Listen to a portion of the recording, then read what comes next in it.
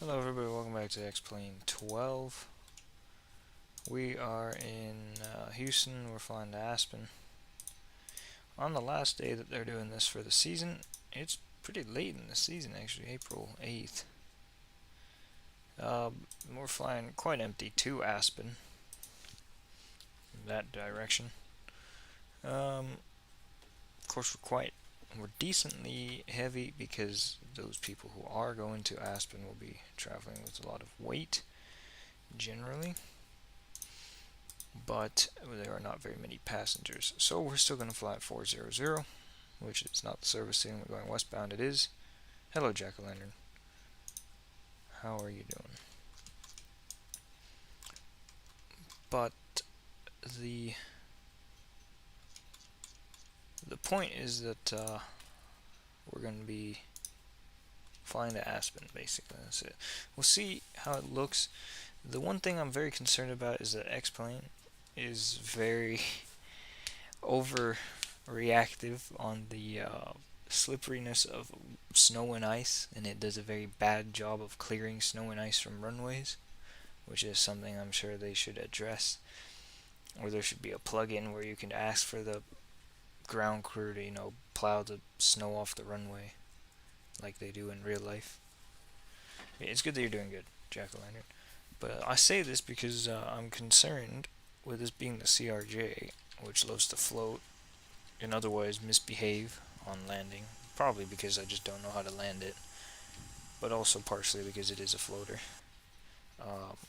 I'm concerned that we'll have a runway excursion of sorts. But other than that, it's all good. Anyway, the ground handling doesn't work because it doesn't work. I don't know. I do know why. It's because it's stupid. They renamed the airplane. So ground handling, the old set, should work if you rename it. But I didn't do that because I didn't realize they renamed it. But that's not important. What is important is the fact that I'll call over the better pushback. I noticed that I didn't. Cockpit. Please show me where you Oh no, I want did to put go. let me refresh my YouTube. YouTube is being stupid. Oh, yeah, because it thinks I'm. There we go. Now it updated. Okay. That was on my end only, so. We'll push back like that. Ground to cockpit. Tow is driving up. So what the hell is this, by the way? I don't know, but it doesn't look very nice, and I just now noticed this, which is surprising considering I usually notice those things. Anyway, we'll taxi around that.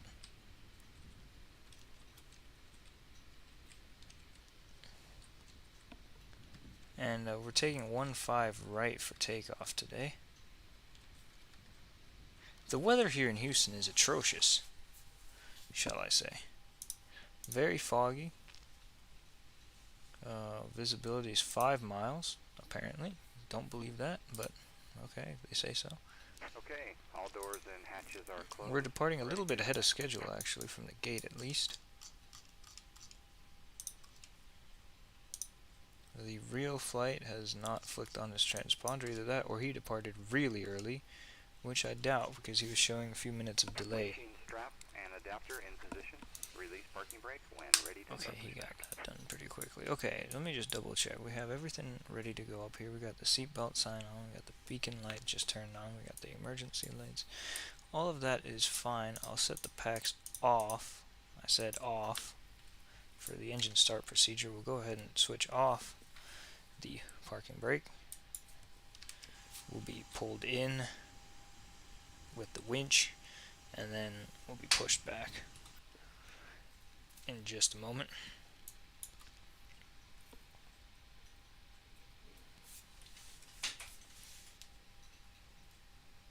Starting pushback, and you may start engines. So it's about 2 hours and 10 minutes, give or take,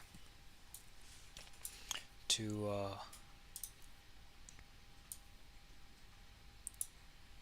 Aspen. 16, 17, 18. Alright, fuel's been introduced in engine number 2. Engine should start up. It is starting up.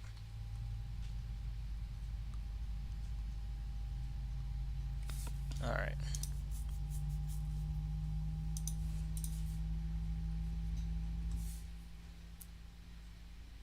Go ahead and start engine number 1.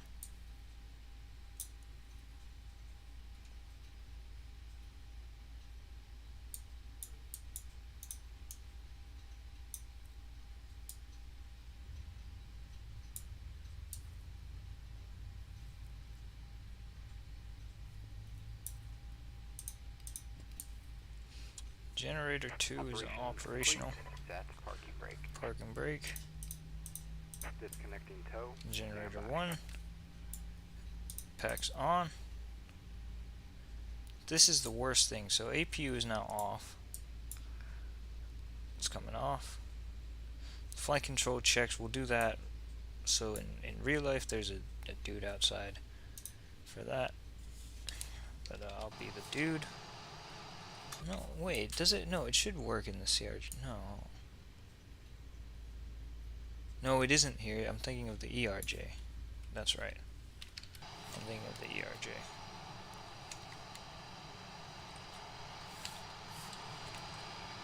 Tow is disconnected and bypass 10 has been removed. Hand signal will be on the right. We'll see you next time and have a great flight.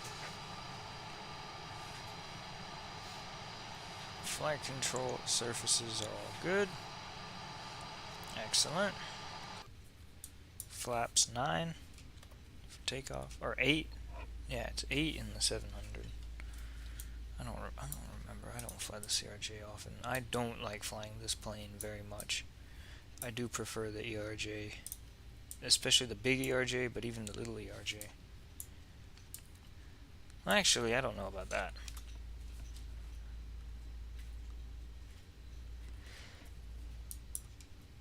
Should be fine on fuel, hopefully. How much do we have? 12,800. I think Simbrief told me to take 12,000 pounds. Let me just double check. Yeah, Simbrief told me to take 12,000 pounds. I took 14,200, but I've been sitting with the APU running for a while, so. But I did intentionally take extra.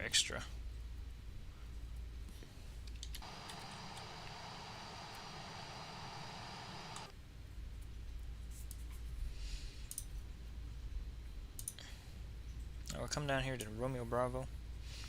Go down Romeo Bravo to Whiskey Bravo. It is like unbelievably difficult to figure out at these enormous airports with 17 parallel taxiways, but we'll manage. Yeah. The fog doesn't help.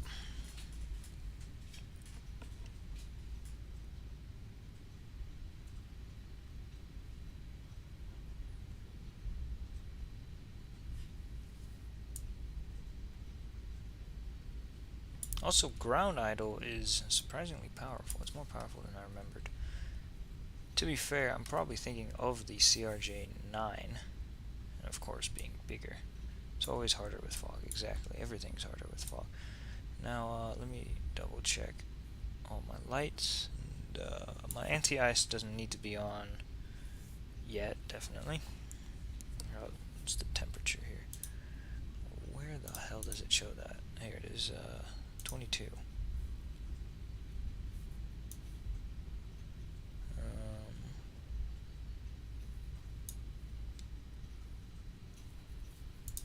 I should turn right here. Someone else is here, really?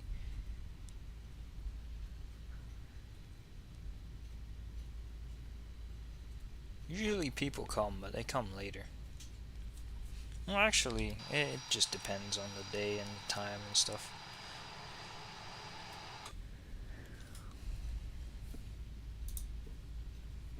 Yeah. I would make announcements, but I don't actually care enough on the network, because there's not really anyone here. There's someone on the other side of the airfield, but I don't even see them.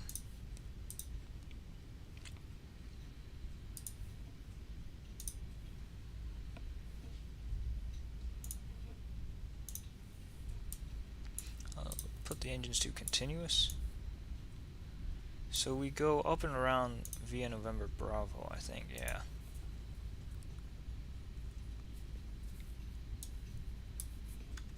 I set the transponder on, yes I did.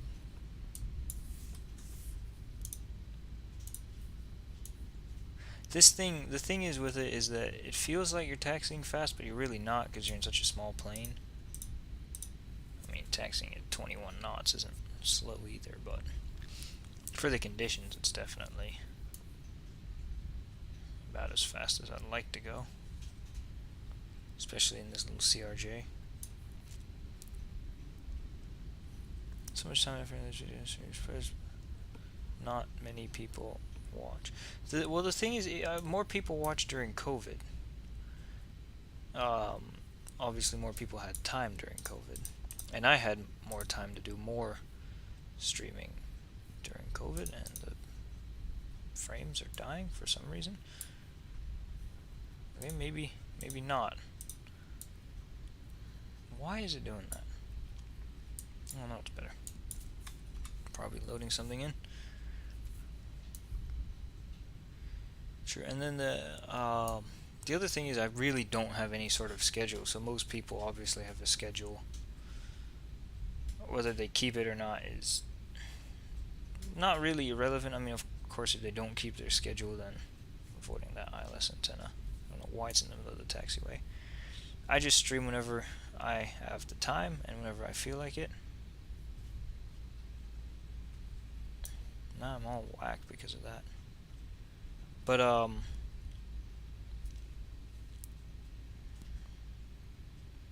yeah, the point I was making is that it's so random when I stream, so people don't know when it's happening.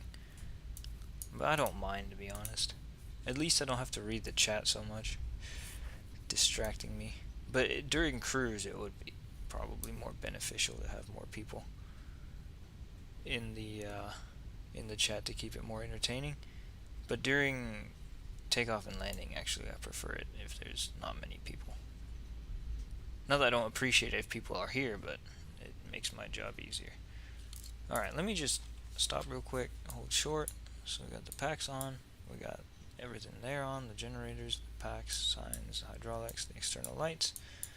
We don't have the reversers armed, which I'll do. Ground spoilers do not need to be armed for takeoff. Isolation valves open, that's fine. Recirc fan will turn that on, actually. Right there. Terrain not available. It's fine. That's all fine. All fine. Good. We'll go. Isolation can be open. It doesn't matter that much.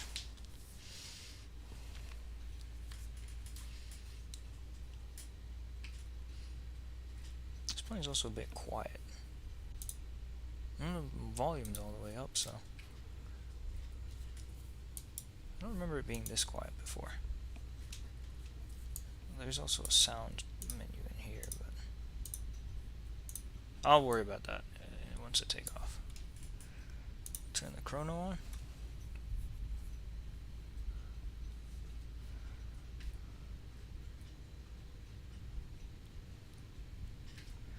Alright, get the thrust to 40%. Give it toga. Oh shit. It's twitchy. It's really twitchy, actually.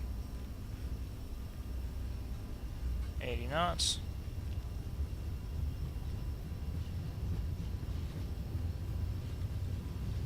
V1, rotate.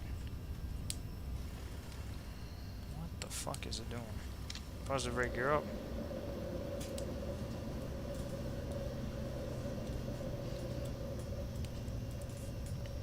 The other problem is I can't actually see the damn screen, it's too small. There's 600 feet. The chart wants me to start my right turn at 600.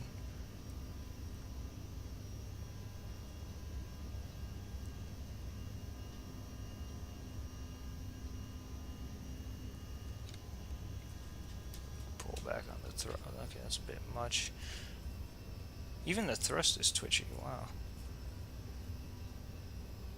There we go. pulled back 1 centimeter and the thing comes way back.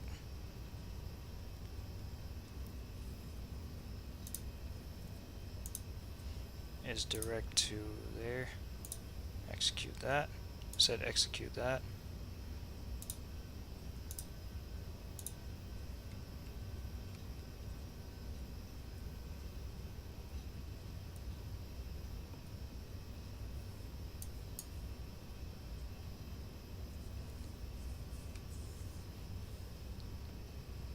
You can go ahead and put the flaps to 1.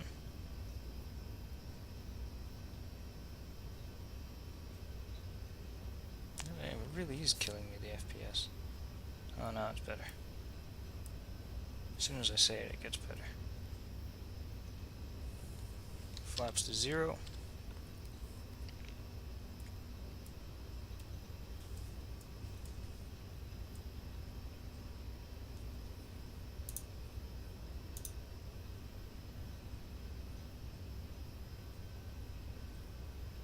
Actually, that's fine.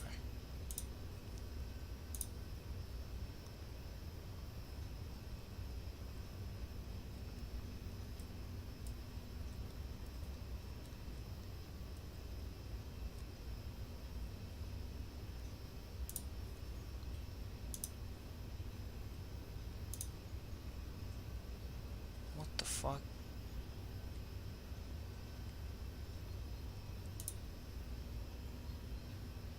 Well, I guess in the CRJ it gets rid of direct if you put it too high on the list. What I'll do is I'll put it on heading. Well, actually no, I'm supposed to turn to the left anyway now. I'll give it to the autopilot. It should take it just fine from here. Alright, so hello?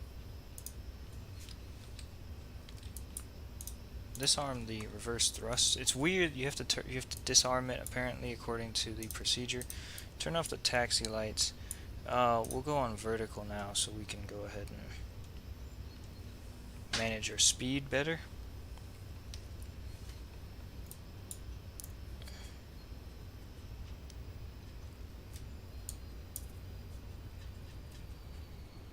And I'll pull it back to climb thrust.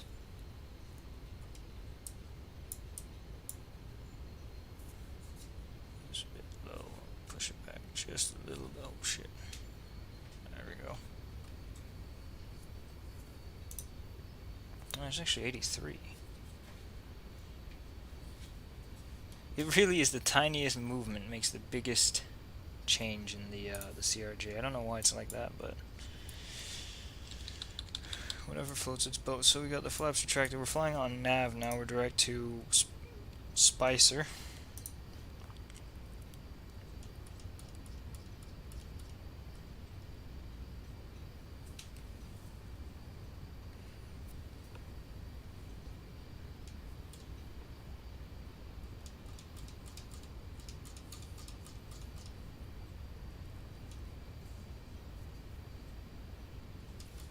So I'll get the speed to, I think 295 from what I remember is usually about where you'd want it. And then we'll climb so that the autopilot maintains the speed with the rate of climb. Okay, so we have the landing lights coming off. These lights are all fine except the wing light can come off. The taxi light I already turned off. Ignition can come off.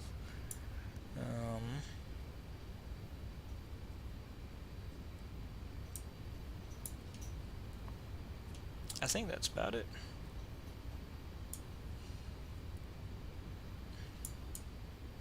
It says terrain not available. Now the thing is, I don't think the terrain radar is modeled in this plane. Let me double check that. I don't remember it being modeled. CRJ-700 X-plane terrain radar.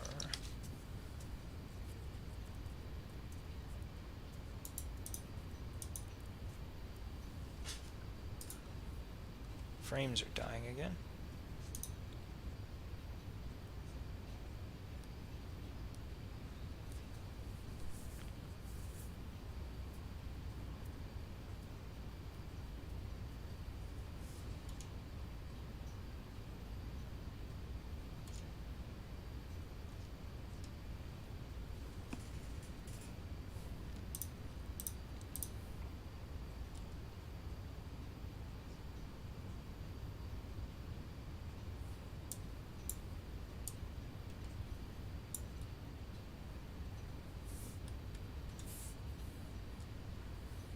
Alright, so we're basically at 18,000, especially because we're at lower pressure, so I'll set standard.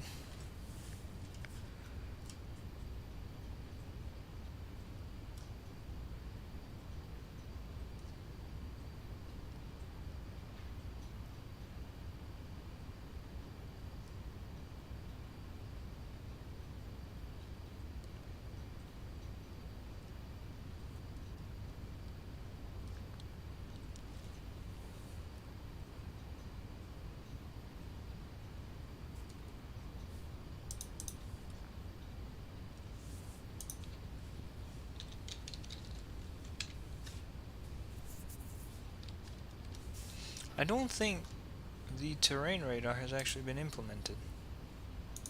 They said they were going to, but I don't see it as, I don't see any update or any word on it being actually implemented. We don't need that. We don't need that. And that we don't need. That we don't need.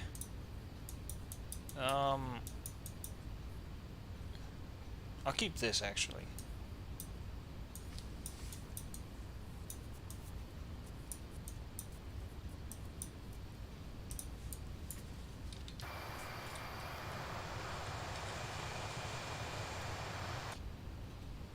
It is climbing fast today. We are quite empty though, as I said before.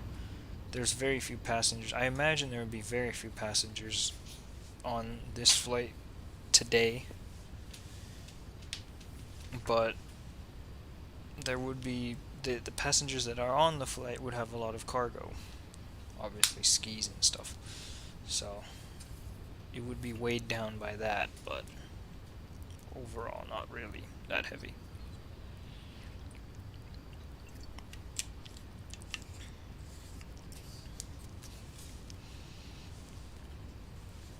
I was thinking, I don't know if I'll do it yet, but if I feel like it, and if this flight goes smoothly, we'll do not the return flight, but we'll fly to Denver from Aspen and see what that's like. But I don't know yet. We'll see once we get there how I feel about that.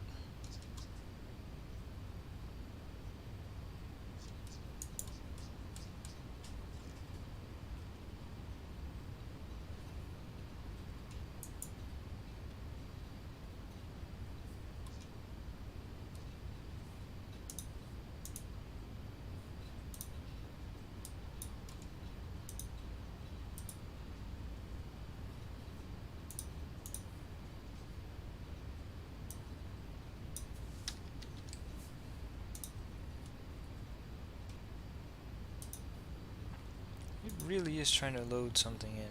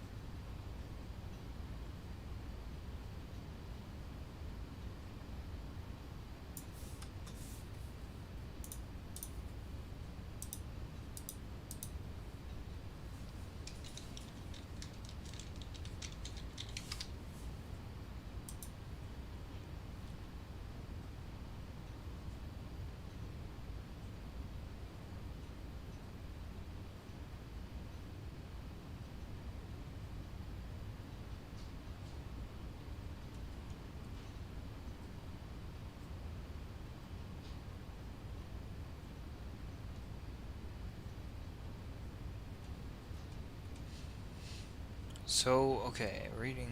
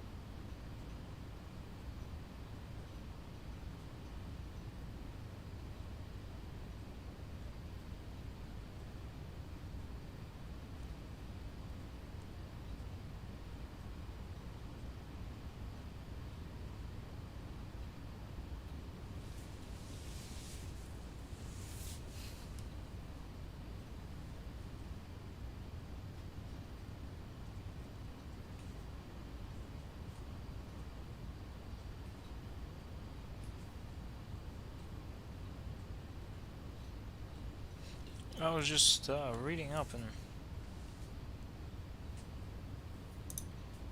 some pilots do actually brake very hard on the CRJ, so that explains a bit, because it doesn't like to stop, it doesn't like to land, it doesn't like to do anything really that involves not flying.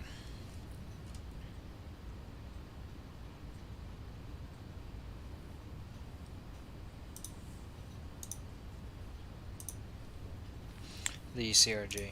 So, it's a bit of an interesting airplane. Have an enormous crosswind. Nice.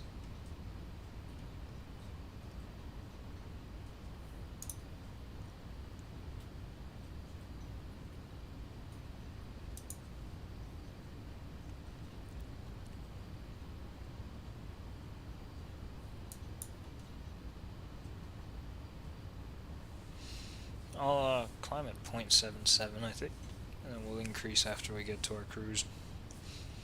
I think normally they actually climb at 0.75, but it's okay.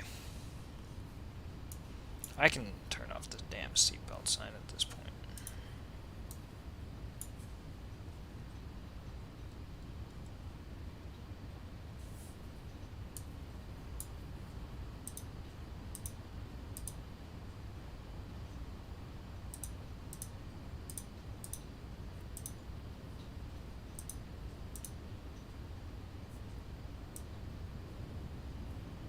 No, this sound is... Yeah, the sounds are fine. I don't know. It seems quieter than before, though. But maybe I'm crazy. So is this the only chrono? Oh, wait. Smart.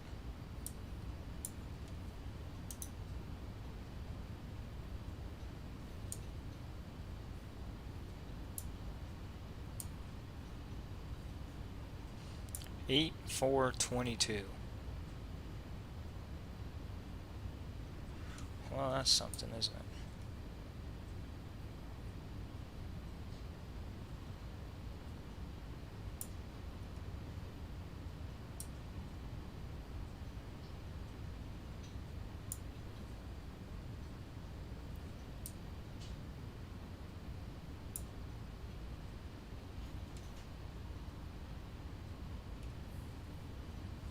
Actually, no, they climb at 0.76. Oh, I'll set it to 0.76.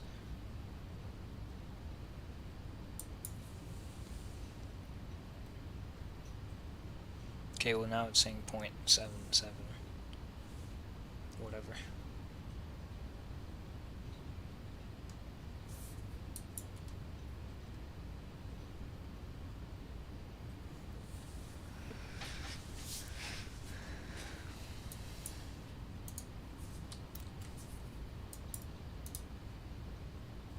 I have 767 miles left. So this says 707, but that doesn't factor in the approach and anything. That's the direct distance from here to the airport. The destination airport.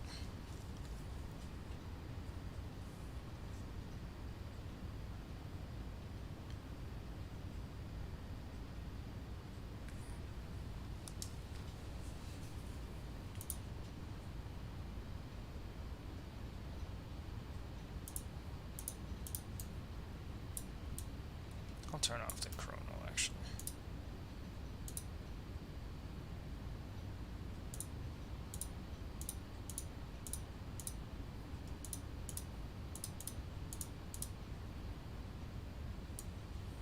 We can keep it on this side. Well, actually, no, if I said ET, it has it on this side, so... I don't know what that's from, though. Is it from... It's not from engine start. I don't know.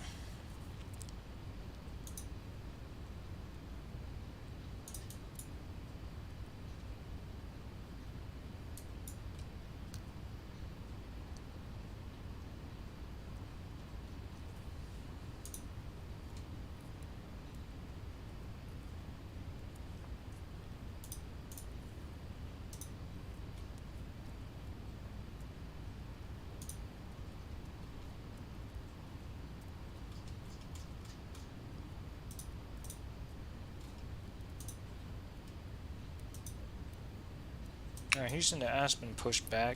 He's now taxiing.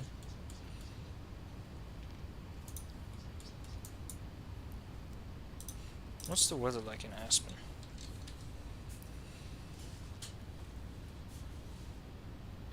Variable at 5, 10 miles, clear. Clear skies, temperature of 0. Dew point minus 11, altimeter 29.99. Variable at 5. Most certainly landing into a tailwind, but it is what it is. I think normally everybody lands into a tailwind there. I think the wind's normally from the north, and everybody lands from the north always. So it's not abnormal to land into a tailwind there. But we'll see.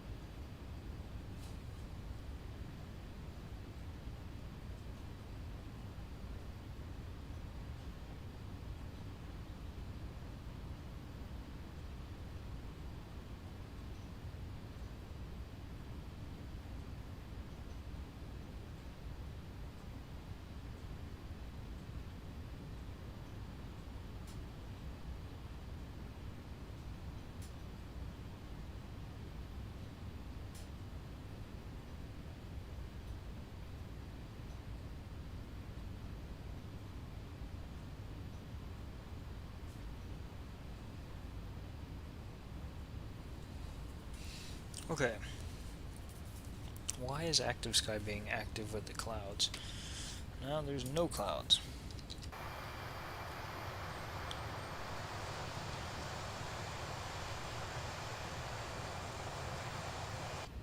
Anyway, we're at, what are we at? 340.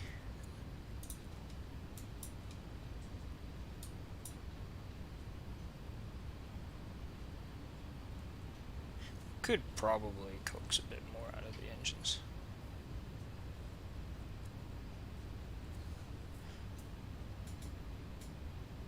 Because it is climbing just a bit slowly.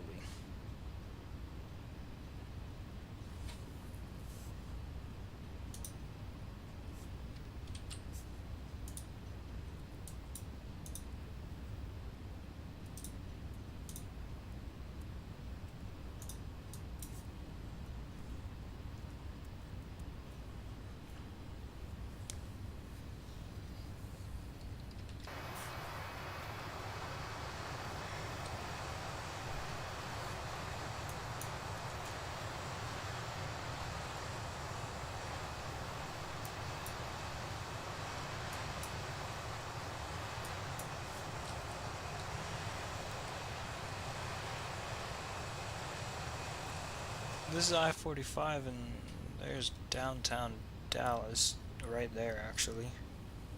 Right there. Turning left now, avoiding that mess.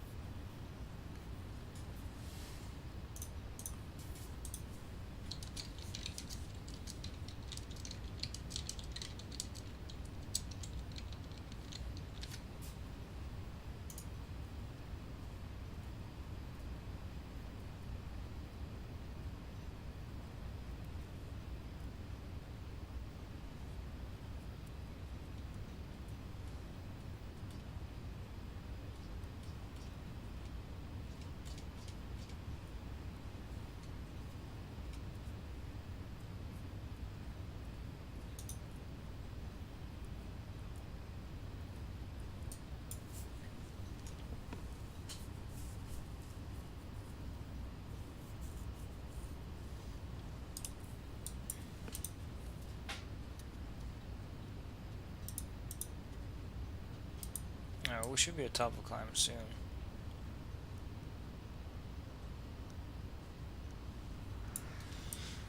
Hopefully, at least.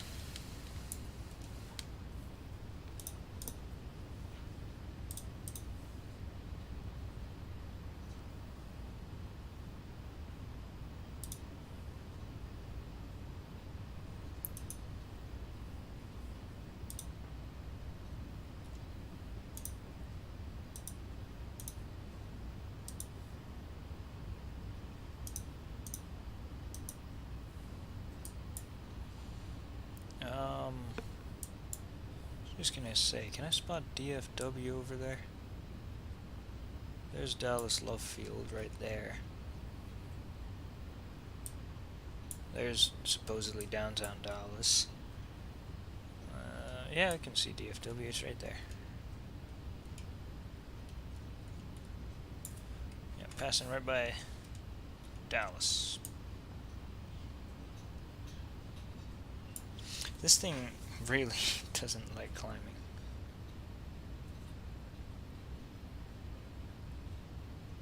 I will give it a bit more thrust and then we'll pull back once we get maybe a bit too much. Something like that should be fine. This plane should be able to do 0.82 in 41,000.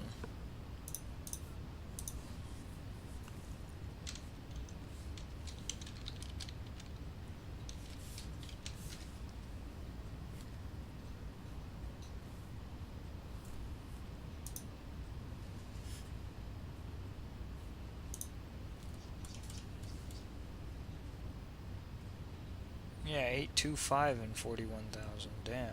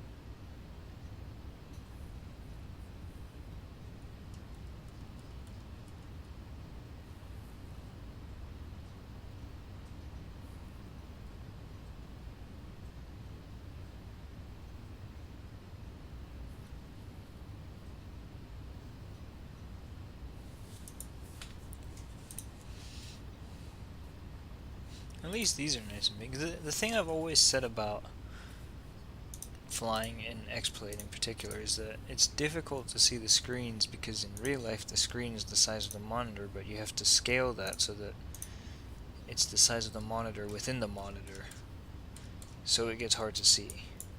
It sounds stupid if you don't get it, basically. I don't know how to explain it, but the thing is, I can't see the damn screens in some of the planes, the PFD and the ND.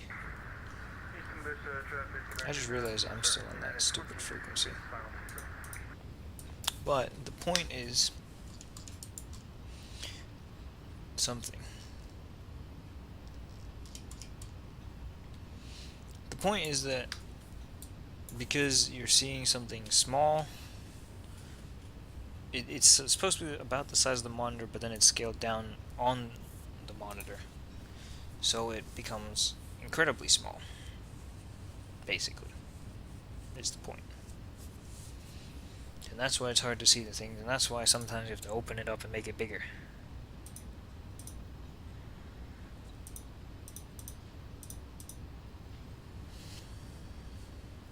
I really suck at explaining things.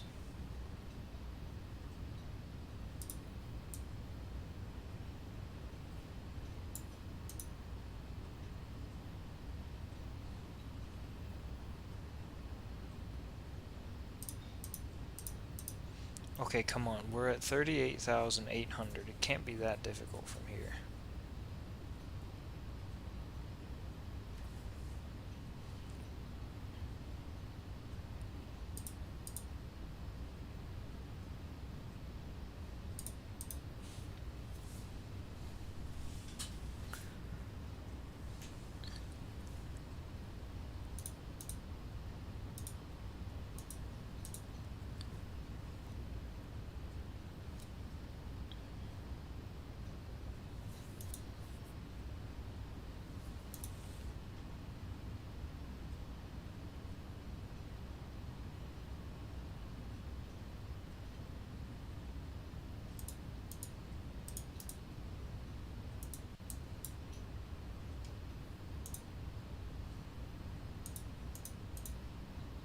$672 miles to go. We're going at only 372. Good lord.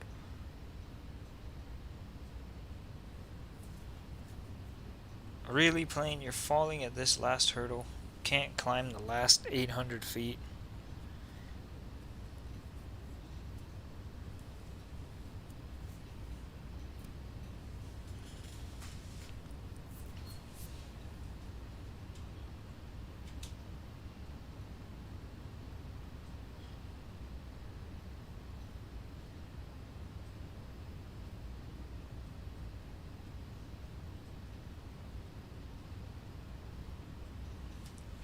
Well, Albuquerque just logged on. I definitely go through their airspace just a little bit.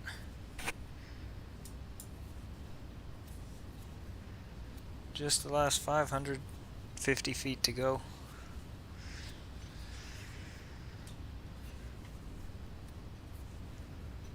Could have just taken 380. It would have been much easier than climbing up to 400.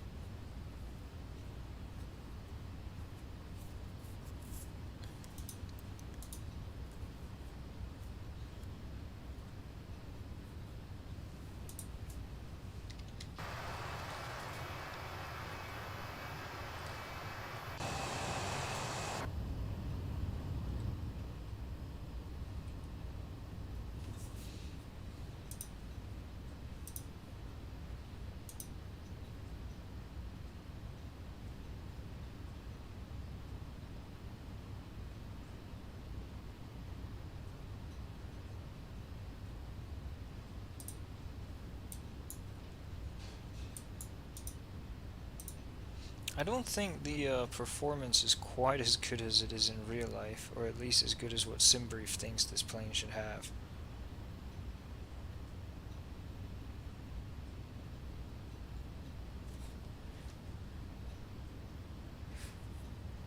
Because it really... The thing is, the computer doesn't actually tell me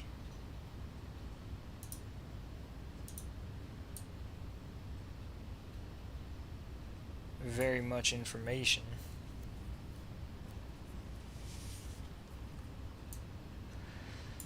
Because you would think that the Like, dude would tell me what the max altitude is. Like, you know what it does on the 737 and every plane. Literally every plane. But it's either not modeled in the DeltaWing simulations, or it's not there in the real CRJ, which I doubt. But I can't remember seeing it even in the 200. The 200's really well made.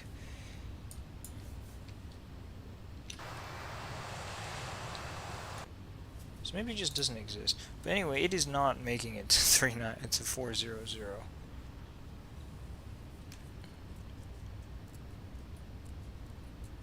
Well, I mean, it is just barely struggling on, actually. Well, now it's on altitude hold, essentially.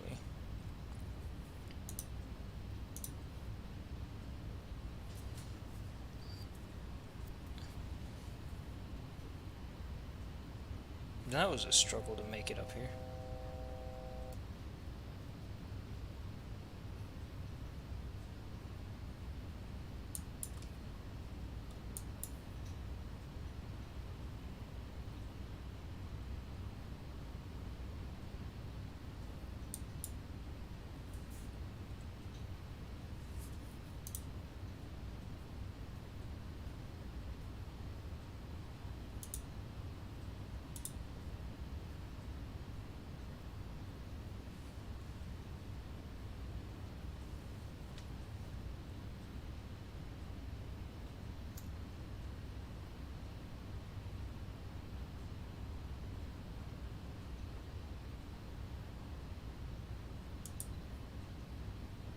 I mean, I did also input the zero fuel weight, right? And, well, I did take, obviously, a little bit more fuel than what SimBrief had intended, but wouldn't think it would have been that much more than that it would have caused any major problems.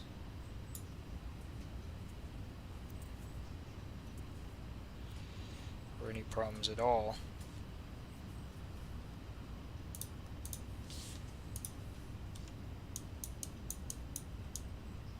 Actually, SimBrief thought that my top of climb would be right after Dolly. Which, I mean, it was a little bit after Dolly, so. Right there, a little bit right below Dallas, the Love Field Airport, and I'm a little bit past Fort Worth, so I'm a few miles ahead, but oh, it's strange. Quite strange. Top of descent is after Canaan.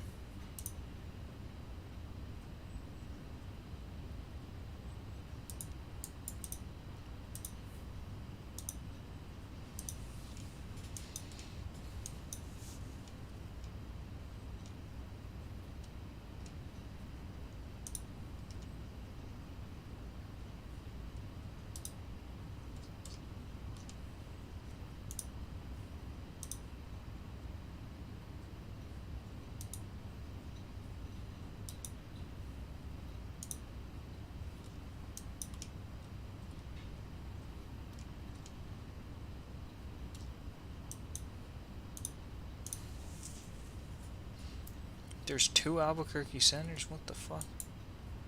That seems excessive.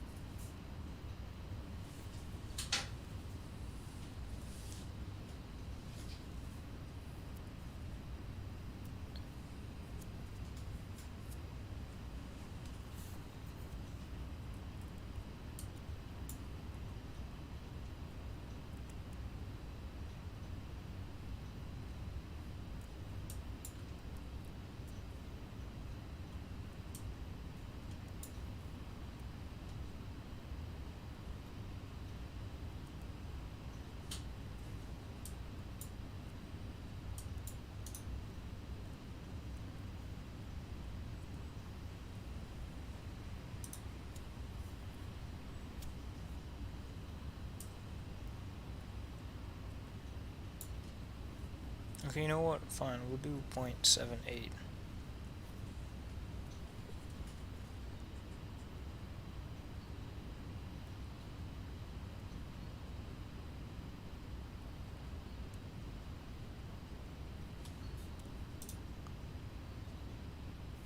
Oh, now the speed's definitely decreasing.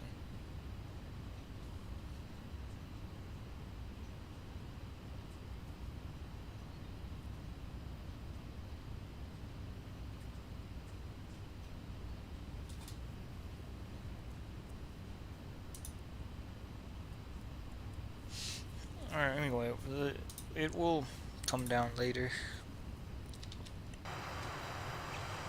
as we burn off more fuel.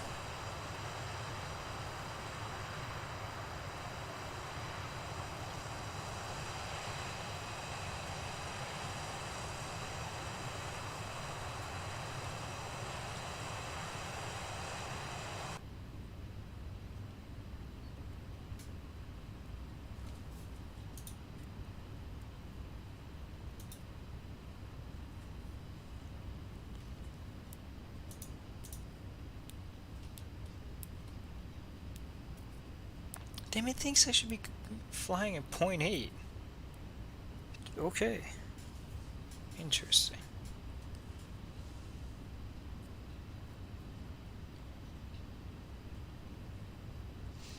Maybe the CRJ-700 on SimBrief really has more powerful CF-34s than me. I don't know.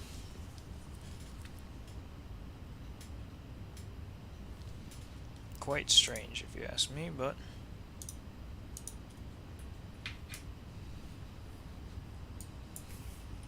really should have done 380, but it is what it is.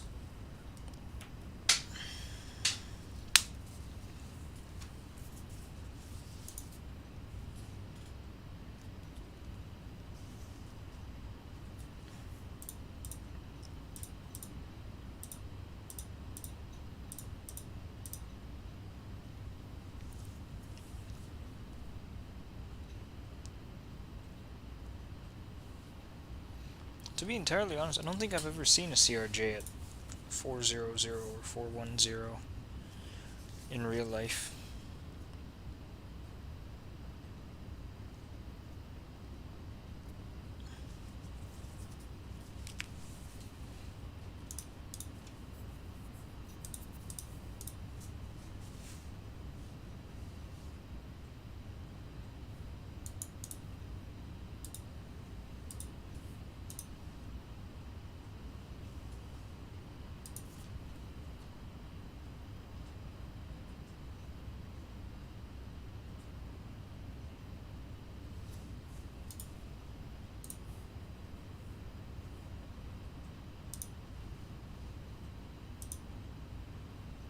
In real life, they seem to be cruising at 340, so shows you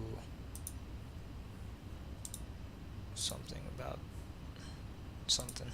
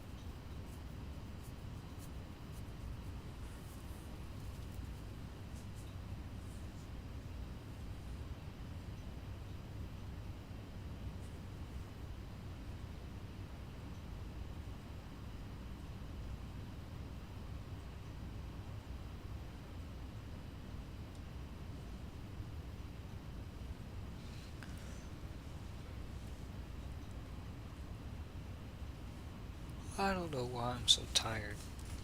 Always so tired, but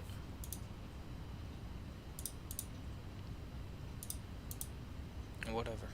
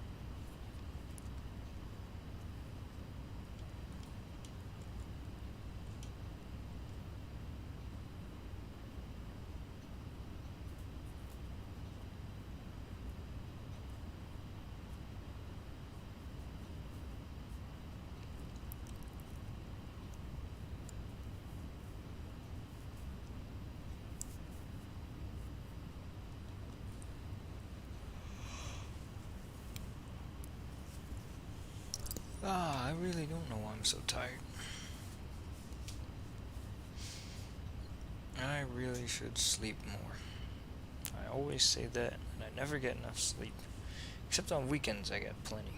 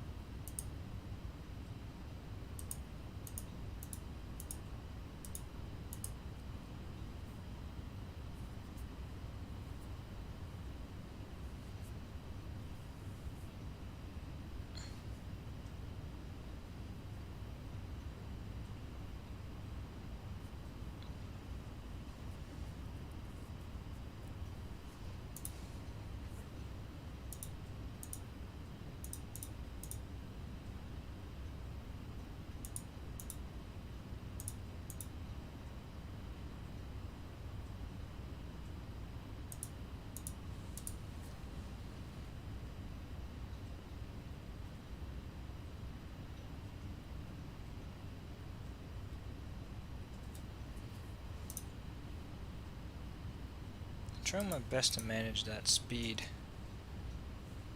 I don't know where it gets 1,500 pounds from. I mean, I got 563 miles to go. We're going at 383, which is slow. So we should be there in an hour and a half. If we're burning 3,500 tons an hour, 3,500 pounds an hour, that should be 2 hours would be 7,000 pounds, 2,000 pounds left. Of course, it's going to be less than that because there's a bit of descent there as well, but I don't know. I can't do math.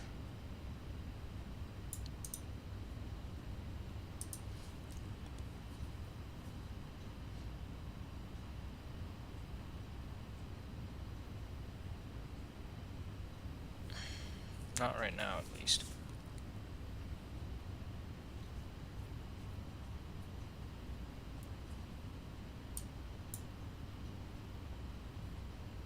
It's going to take less than 2 hours to get there anyway. Sim Toolkit Pro says it's going to take another hour and 19 minutes, so I'll say an hour and a half.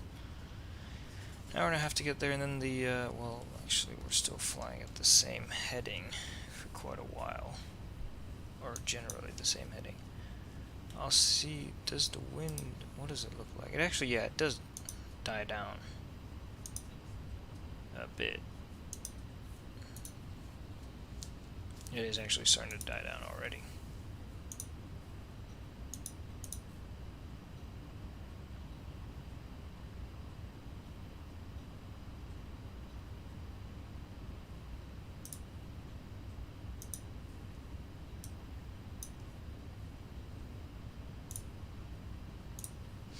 Anyway, I will be right back really quickly. I'll go do the in the middle of cruise checklist before we reach the ATC. So be right back.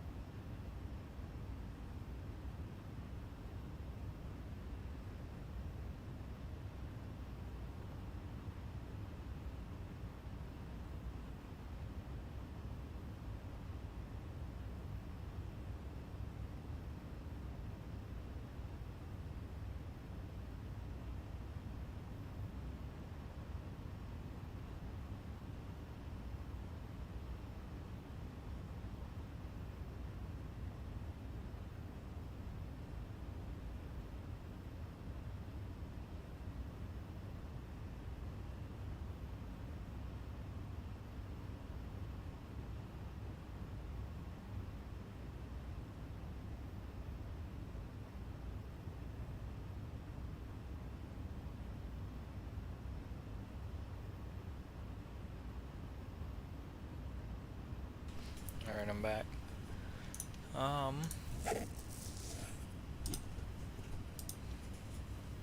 Surely by now it would have burned off that 1,000 pounds that Simbrief was complaining about. Or that I had extra over what Simbrief said I should take. Actually, maybe not. I'm burning quite a lot.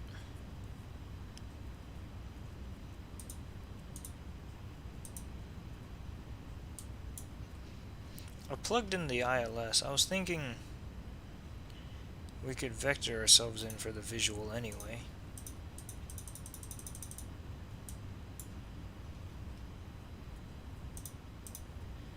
Because this is interesting. This procedure in.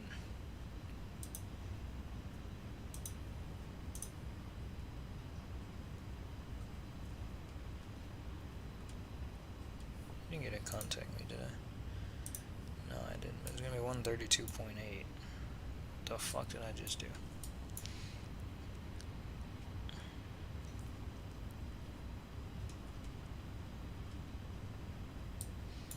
Oh, 132.8.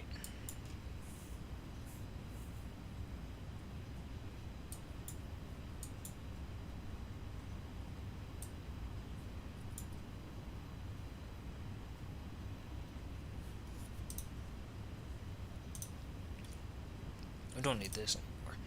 But what I meant is, well, here's the ILS. Here's the visual approach.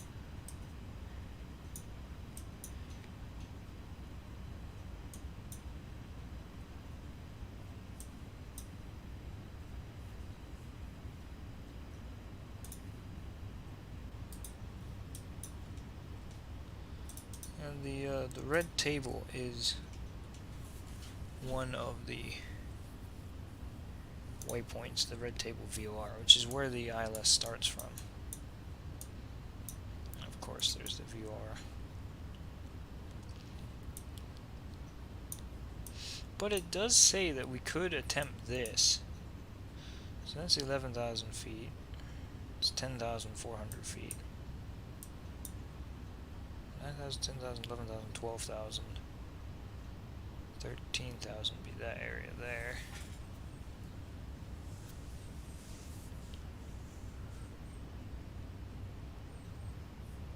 The airport's supposedly at what, 7,600, okay.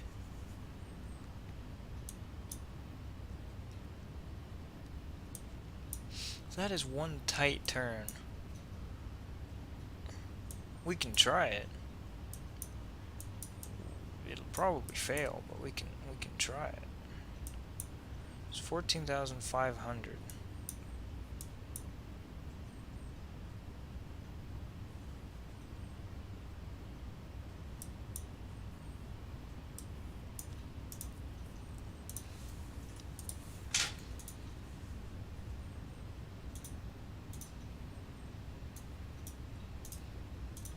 What does the RNAV look like?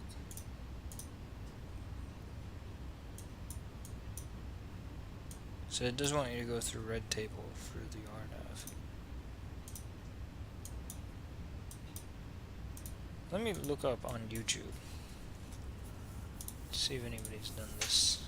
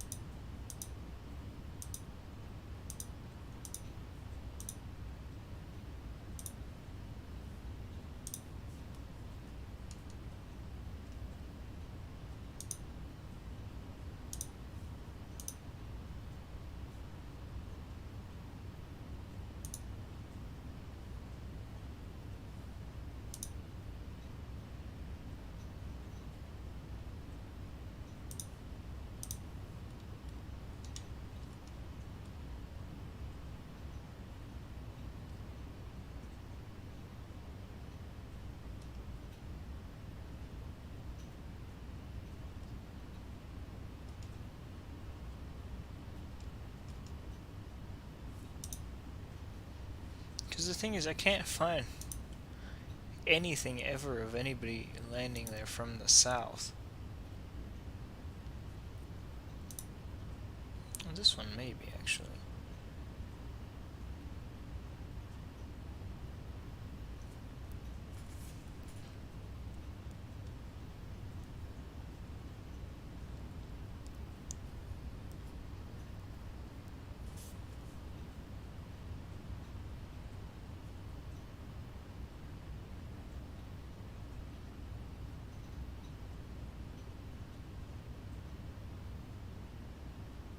Well, this man just came in from on top of a mountain.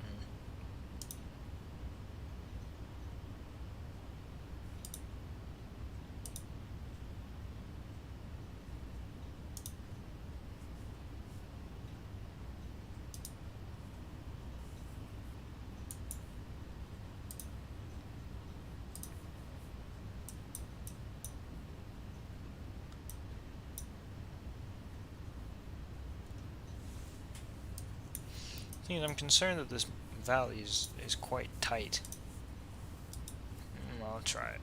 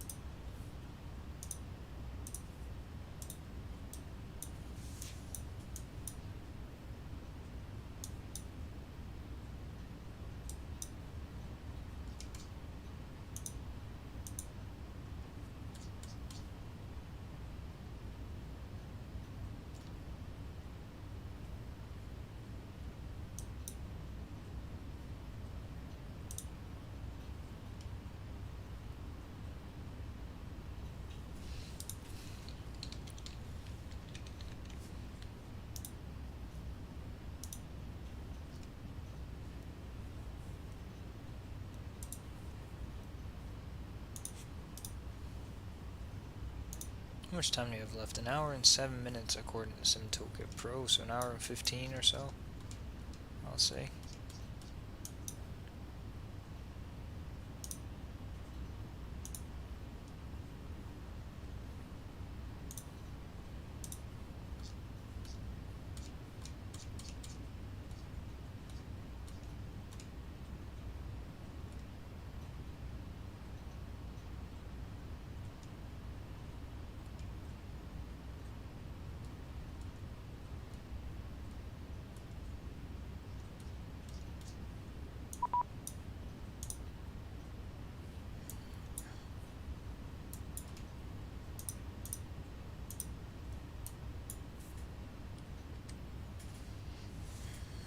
Damn it, what am I? SkyWest 5767.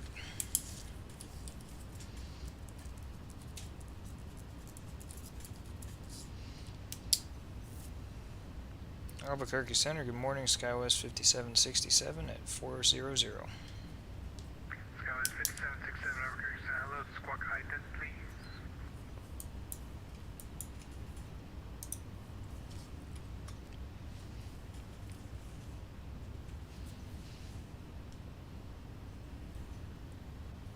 SkyWest 5767, bring your contact 88 miles southeast Panhandle VOR. Welcome aboard. Excellent.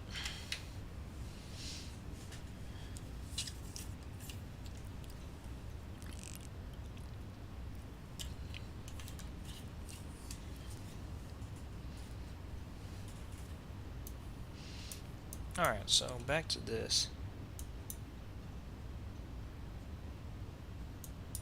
I'll try to come in slow with it. The other thing is flaps. I'll see. Is these flaps 30 or 45? I don't know.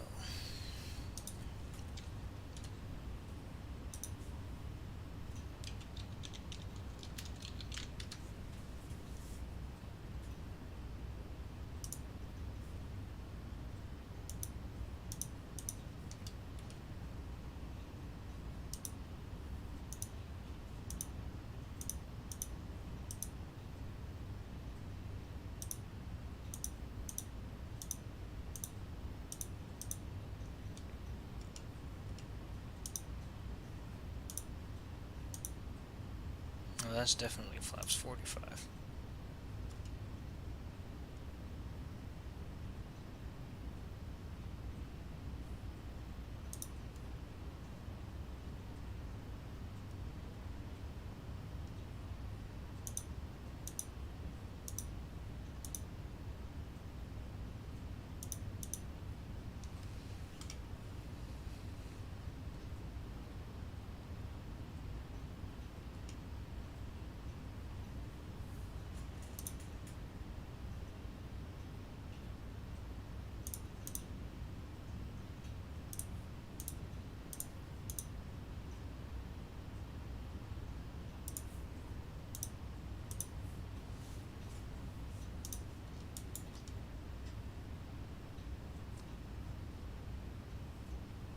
It's quiet here in Albuquerque Center.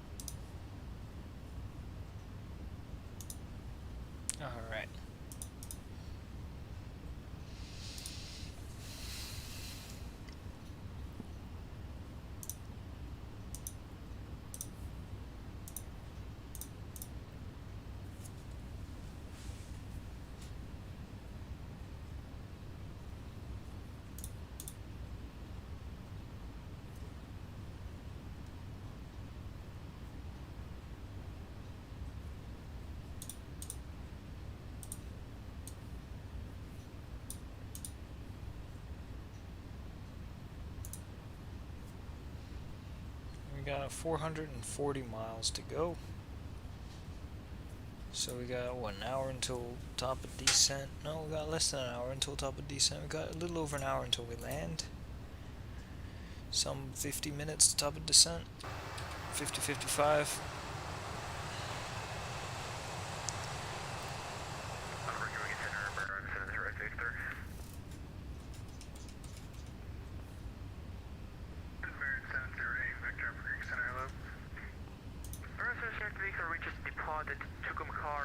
Now just west of the Fiat, looking for IFR clearance to Santa Fe.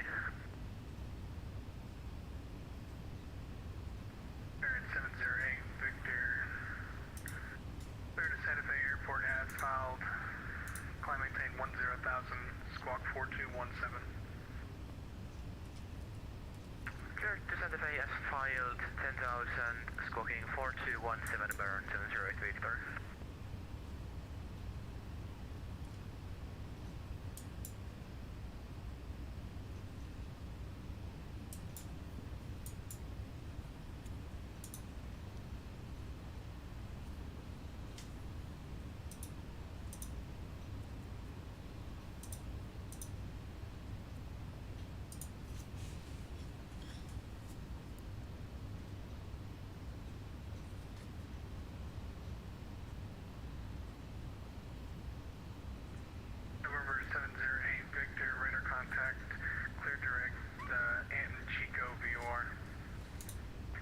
Takeoff 708 Victor.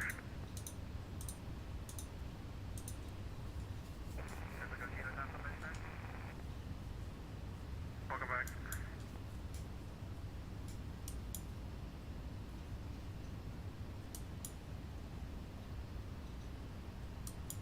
Telluride's another interesting airport, but they only fly that Dornier into their thing.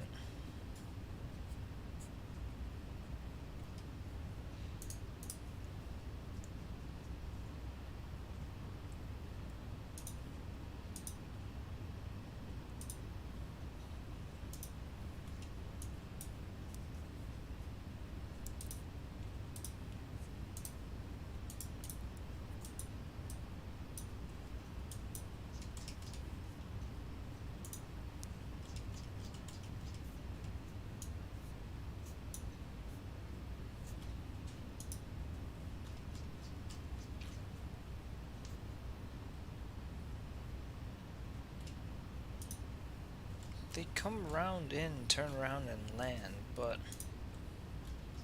I can't quite tell what the hell this actual procedure is. It's just a turn and then they land.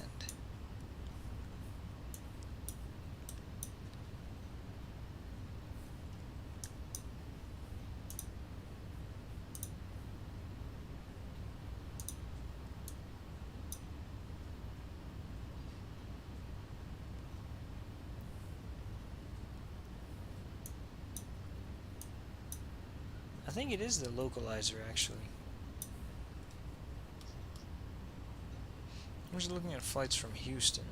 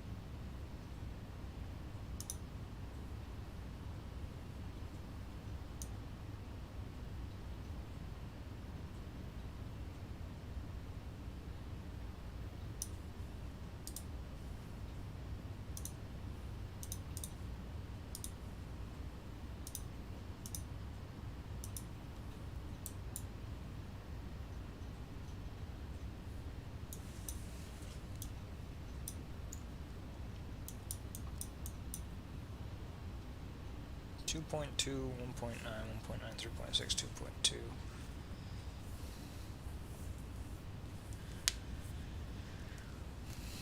5 plus 4.8 is 9.8 plus 1.9 is what, 11.7, so about 12 miles.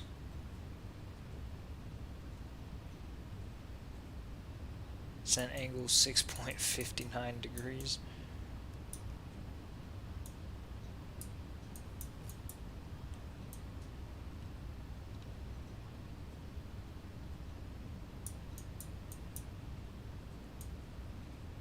$13,400 at Jargo.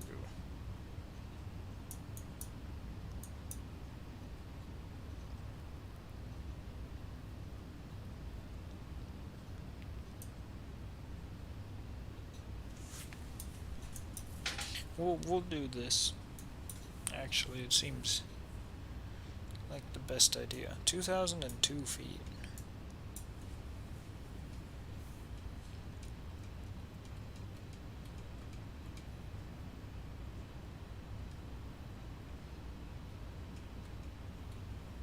Why the hell isn't this shot? Oh.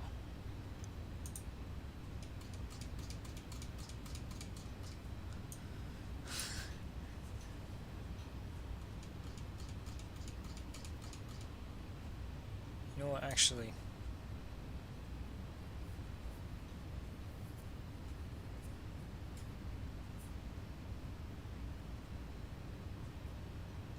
Max knots, 140 it looks like. Ground speed knots, 160 would be 1,872 feet per minute. 140, we'll be around 140, I'll say. What does this say?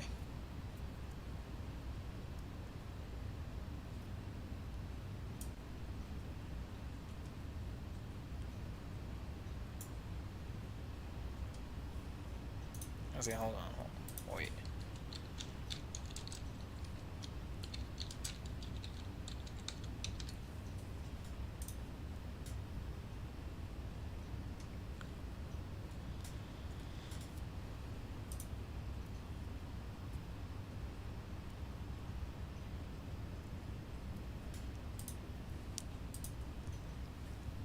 We should be coming in around 140, so...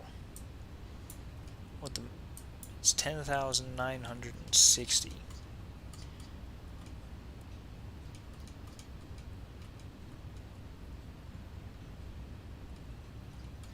Okay.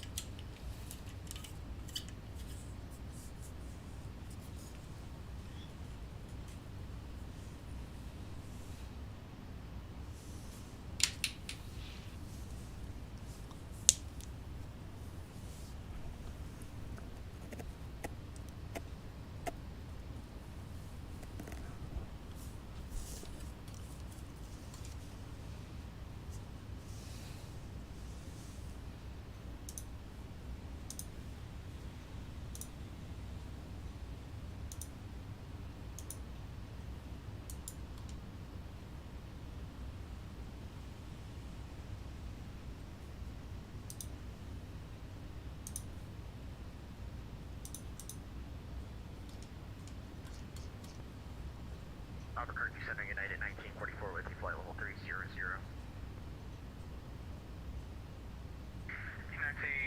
United 1944, I'm Hurricane Hello, squawk ident.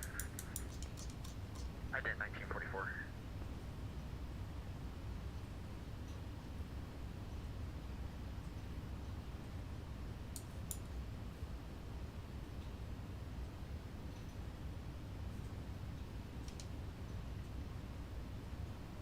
United 44, we're gonna contact 155 miles west, correction east, northeast of the summer rendezvous, or welcome.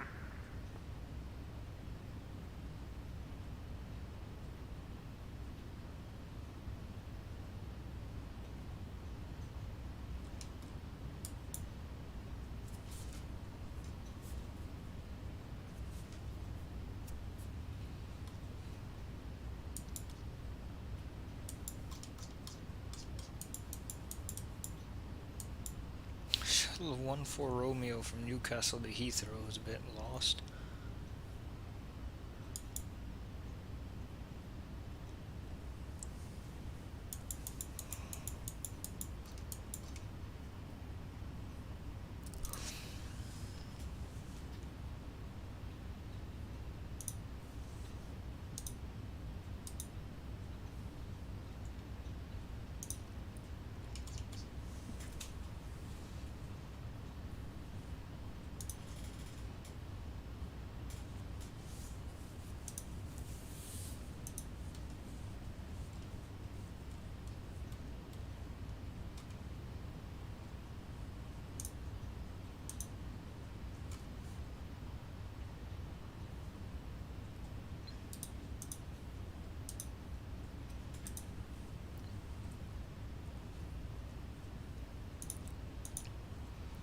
Um,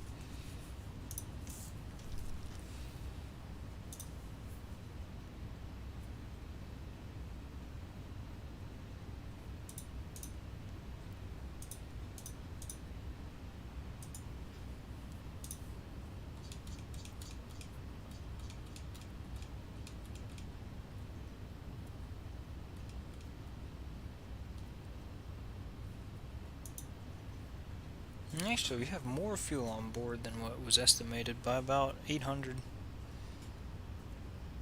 Well, more than 800 pounds actually. So we've been burning about as much as the plane, or about as much as SimBrief has actually recommended.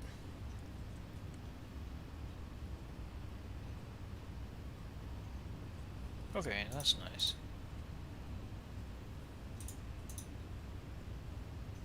I still don't know why it recommended 400, but whatever.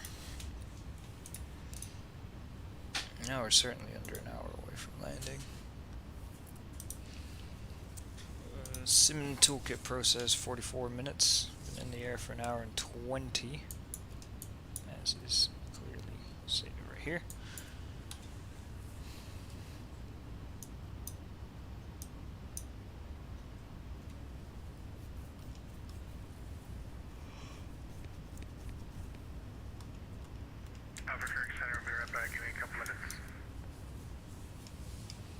I like how there's literally like 3 planes on its frequency. Maybe 4 or 5 at most.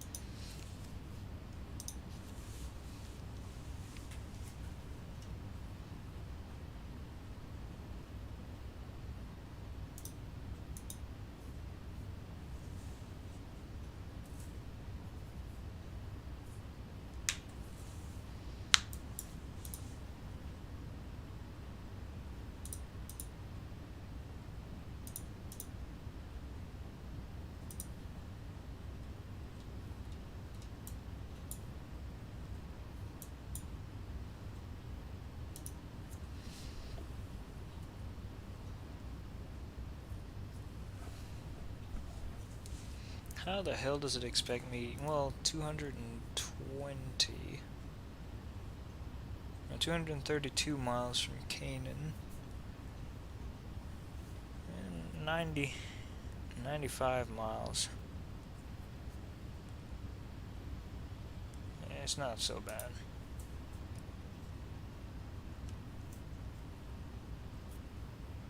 From 400, but it's the equivalent of descending from about 330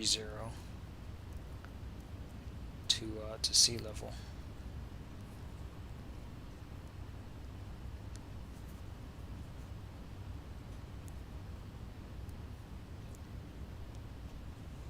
Albuquerque, good morning, marker 3182. We're at Double Eagle with the weather for IFR up to 805.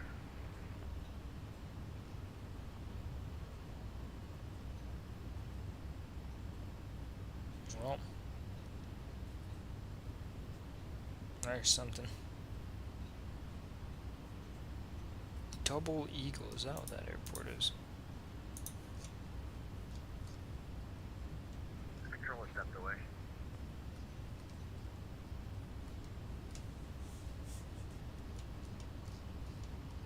No, it's a different airport.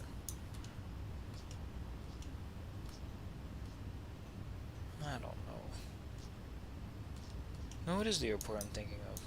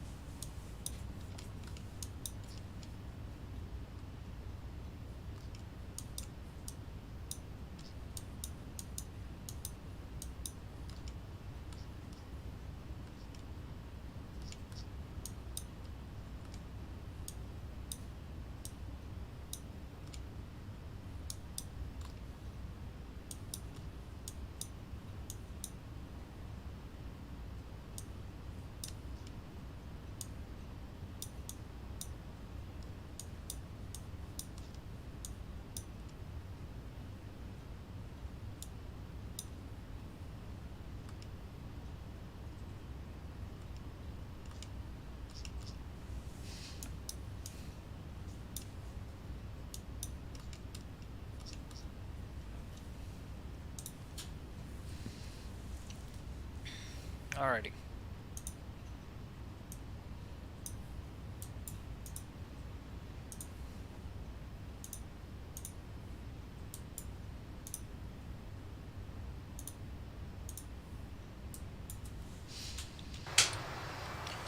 We should be soon over some areas which have snow. Northern part of New Mexico, southern part of Colorado already should have snow.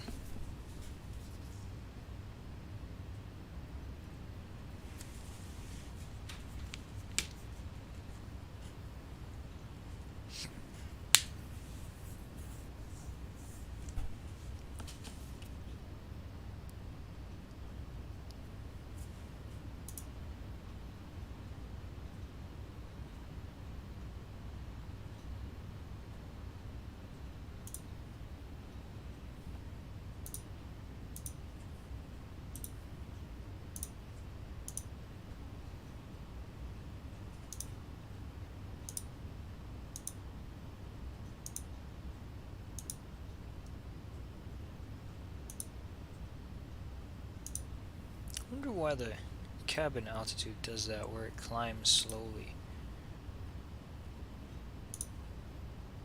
Sorry, buddy, Albuquerque is back on.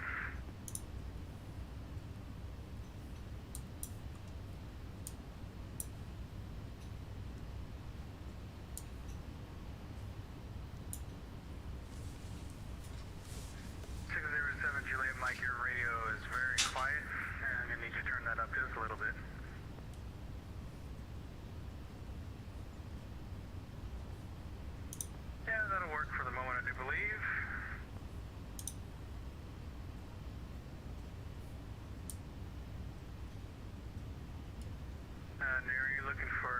IFR to Palm Springs. Can't even hear the guy. Over 607 Juliet Mike, clear to Palm Springs Airport. As filed, climb maintain flight level 280 and squawk 1611.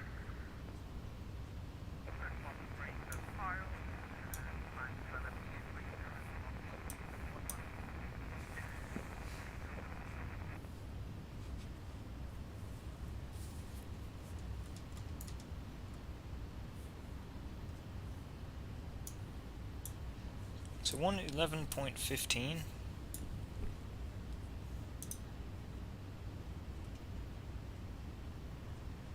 American 621, Albuquerque, say hello, squawk ident.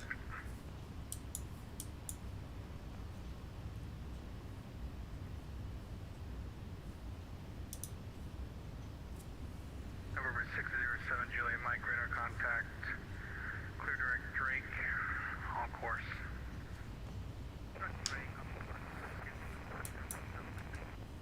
American 621 radar contact, about 35 miles east of the block VOR. Descend via the Hyder 1, the Phoenix altimeter. What is there right now? 2981.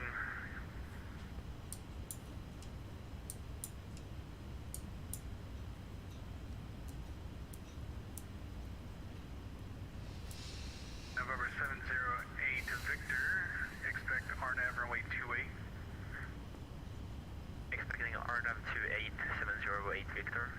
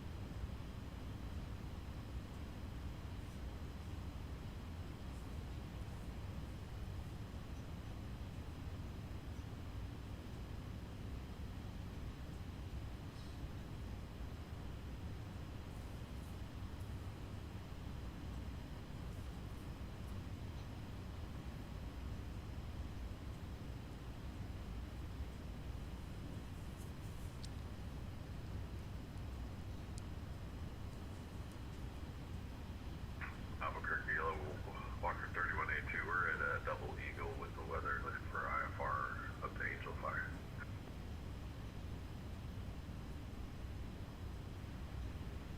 Walker 3182, Albuquerque Center, hello, clear to Angel Fire Airport, Albuquerque, joint Jane 18 that is filed. Climb maintain 10,000, expect flight level 230, 5 and 7 departure with me in squawk 4360. Alright, climb 10,000 with you, squawk 4360, Walker 3182. Walker 3182, reback correct advisory taxi.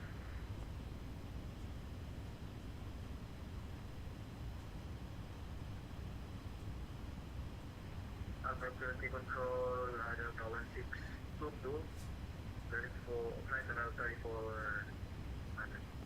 November 708 Victor, clear direct Renko, cross Renko at 10,000. The Santa Fe altimeter 29903. Search for Renko at 10,000, 29903, 708 Victor.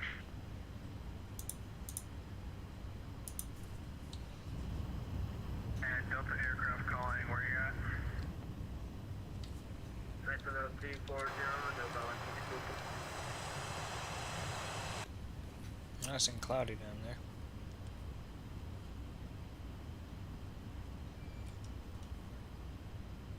I see it, Delta 1622, hello, squawk ident.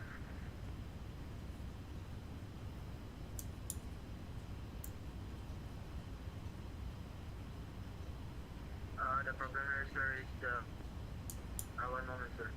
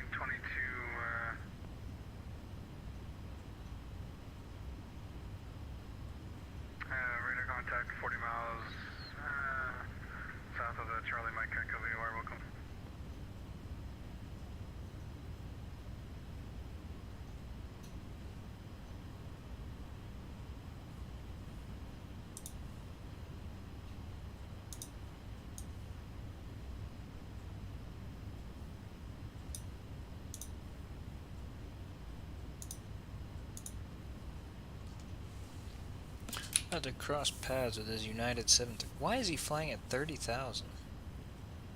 I got no idea. I'm 10,000 feet above him.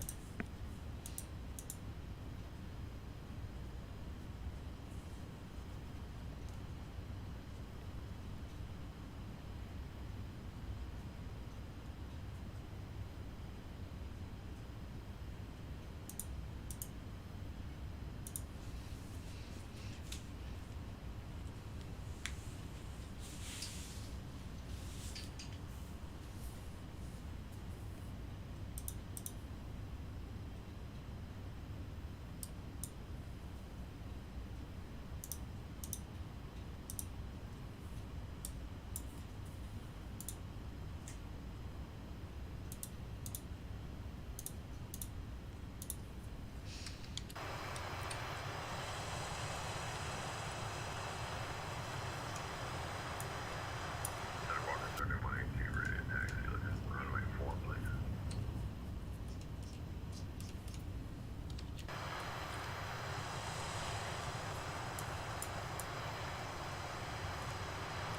There's that United, which is basically a company aircraft. Kind of.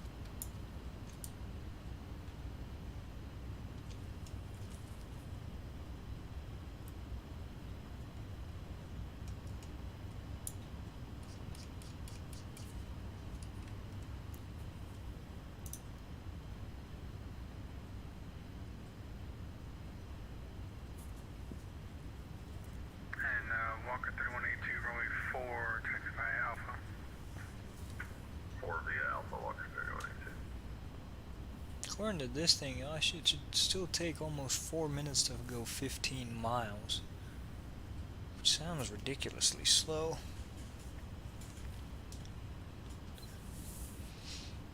Albuquerque Center, hello United 2071, 25 miles east of the Equity Whiskey Mike water level update.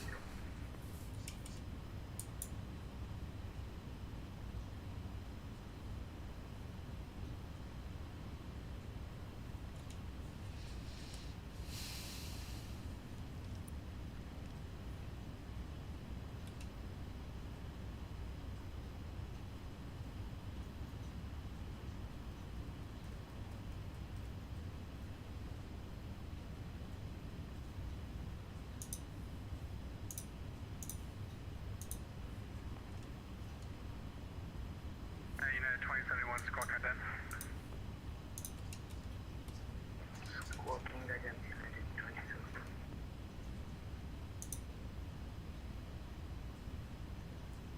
United 2071, I apologize. I didn't see, you don't have a squawk, it looks like. Confirm squawking 2714 and then ident. Okay, squawk, sorry, 27140 you said? Correct, 2714, 2714, 2714. Okay, I just connected, I wasn't here. I noticed you were online, so I connected. So I did not have the squawk, I have the squawk now, and I'll call it. What the hell is he saying? What is he on about? I mean, 11885 is gonna be Aspen, CTAF.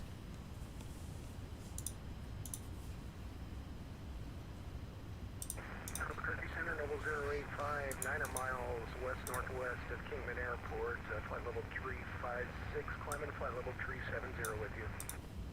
Nobo 85, welcome back. See you changed up your flight plan there. Squawk ident for me.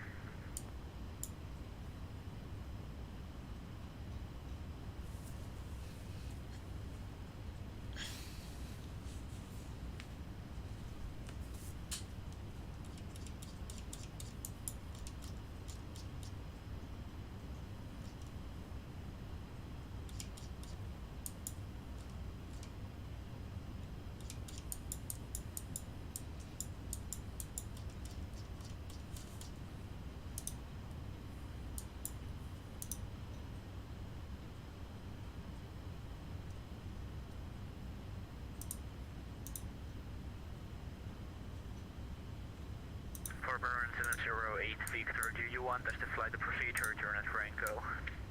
What the hell didn't... Since when did it go off of nav? Oh, when I was fiddling around with that shit. Yeah, that makes sense. No, that's negative. You don't need to do the procedure turn. You're clear direct to fix. Once you're at Remco, you're cleared for the RNAV from 28. Copy that, clear to approach at ring. Go sensor and sector.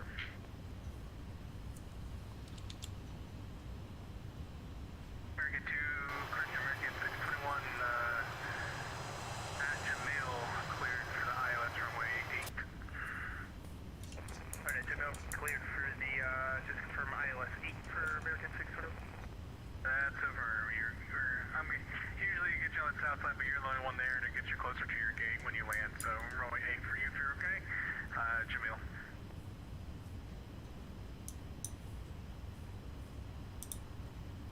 No 85, got your radar contact over the GMVR, Takeoff Mike VOR. You can start your descent by the Bruiser 1, Phoenix altimeter 2981. Alright, we'll descend via the Bruiser 1 and 2981 in the box. Levels area 5, thanks. SkyWest 5767, leave my airspace radar service starboard for exchange. Good day. Over Unicom, thank you for the ATC, SkyWest 5767.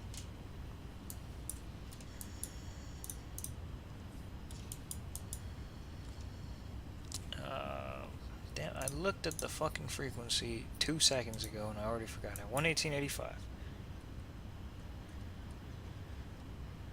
118.85. That's going to be CTAF for Aspen, and then we're going to start our descent here into Aspen at Cannon. Thereabouts in about 100 miles. Things will get interesting. We'll try our hardest to get the airplane slowed down nice and early.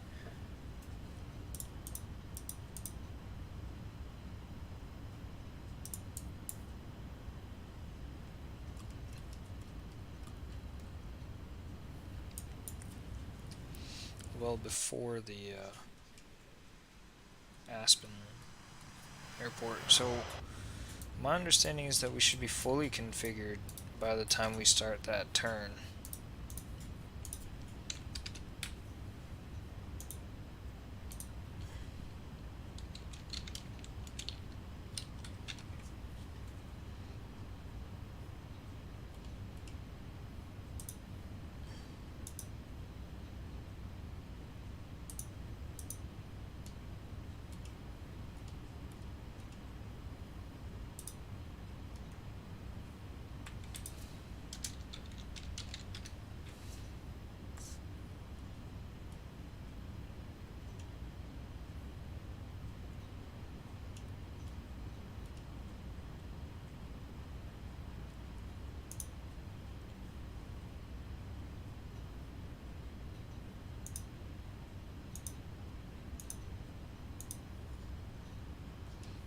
See, it looks to be fully configured well before the airport.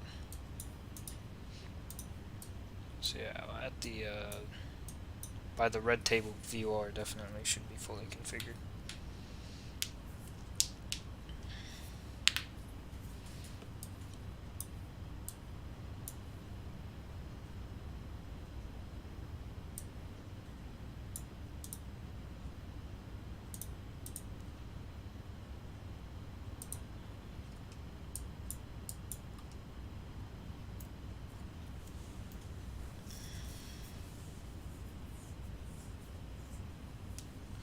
We should be looking to start descent here in about 10 minutes.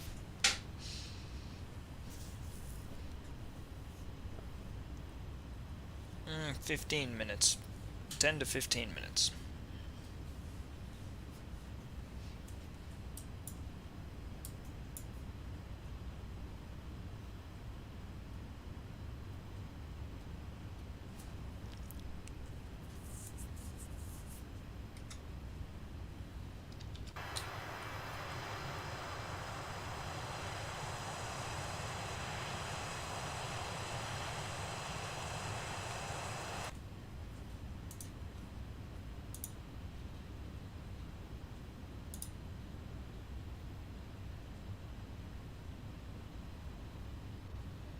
Yes, Flight Surgeon, I'm live.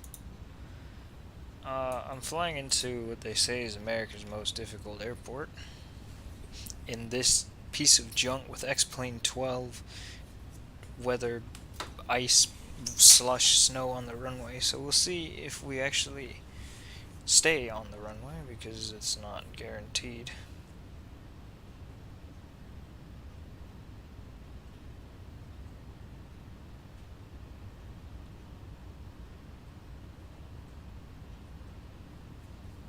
Yes, Case. You know who flew there one time? Also, beside the point, but today's the last day they're doing this for this season. So, that's why I wanted to get it in today. But yeah, you know who flew there that one time?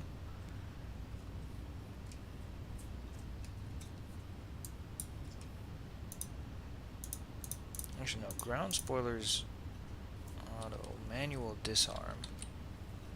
Jeb Brooks, hell yeah. If I do that, no, not that. I think I do have to put it on manual arm. I don't know. I don't know. I don't remember. Surely there's gotta be documents, normal checklists, not cockpit preparation, descent.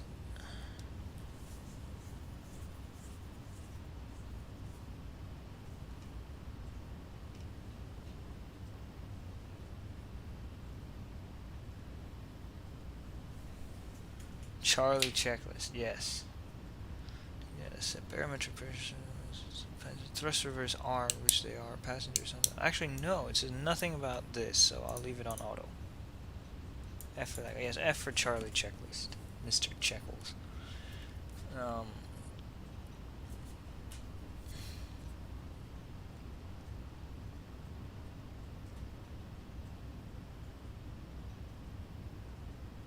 I think we should get the anti-ice on as well.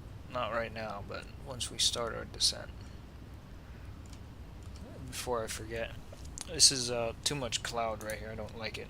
But it says that it's perfectly clear, perfect day in Aspen.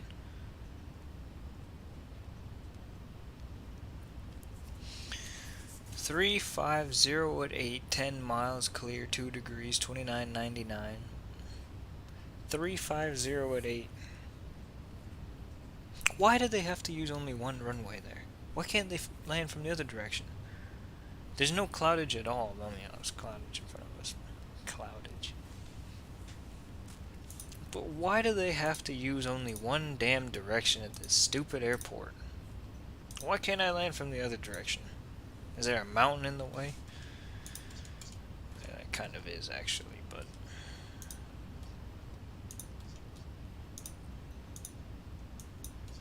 Ah, to hell with it, I'll land.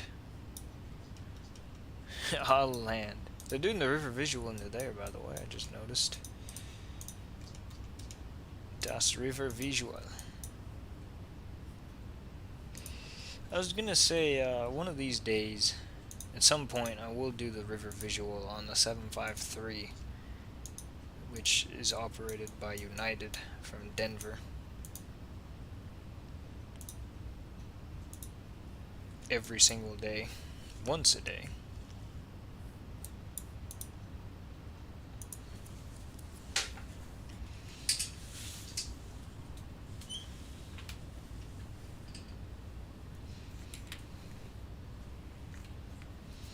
Once a day, every day. Hell, that river visual on 753. Have you done that, by the way? Have you tried it? It's from Denver. Yes, it is from Denver, indeed. Hell yeah, Denver. Sam Denby. Hate that guy. Sam Denby. LA Center logged on.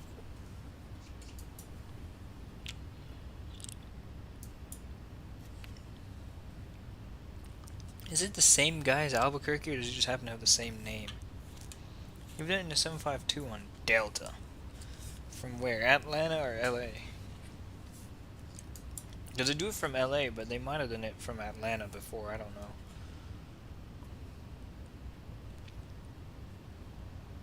Laz, you mean lax. Hell yeah, Laz.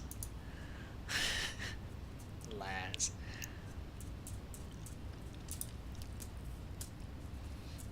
So the thing is, into Aspen there is this visual approach, but I don't trust it. And also, I haven't seen them do it at all recently. They've been doing this, the localizer approach.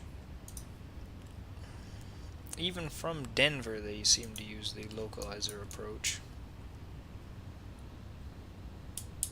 You just took a test that literally doesn't matter. Then why'd you take it? Might as well.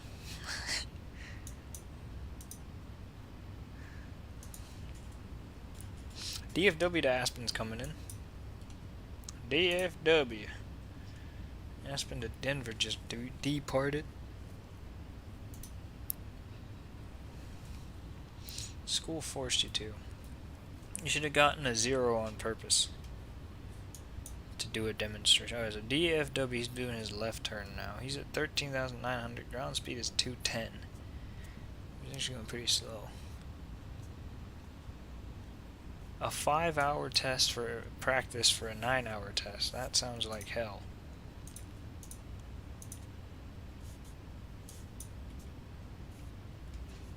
Where did this guy start his descent?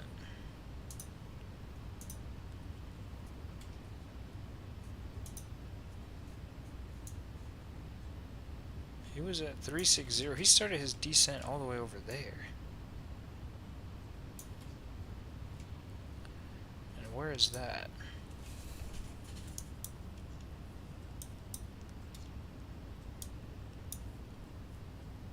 I think I'm past there. Oh yeah, I am. Alright, well, in that case, I'll start descent.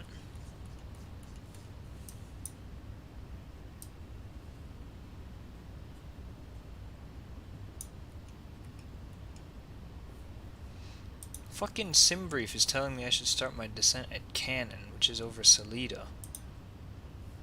This guy, he was at 360, keep in mind. Doing some triangulation. He started it before Salida, which is actually right around where I am now. In fact, if I go outside, this is exactly where he started his descent. So maybe we should start, you know.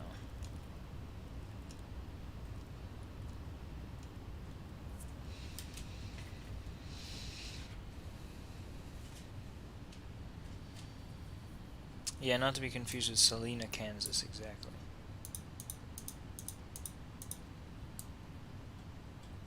Fasten seatbelt sign on. We'll get the anti-ice on. Probably we might need it in Aspen.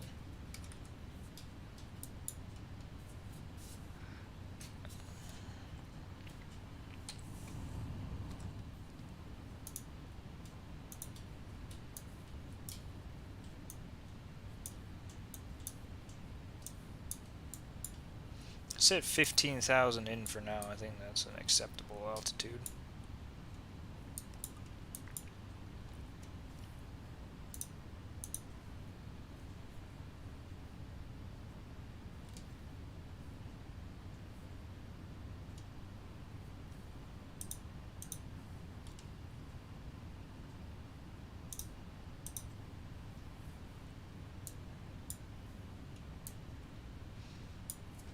I can see a mountain in front of me.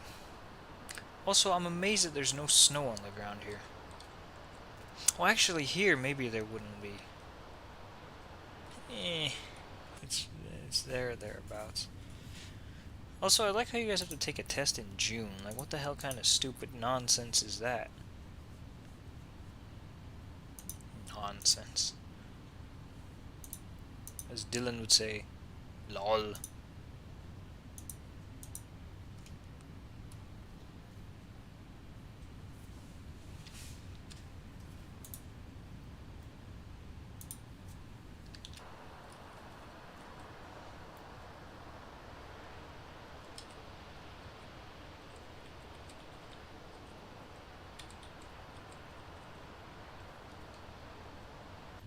Yes, flight surgeon, I'm aware of the idiot McIdiot solar eclipse.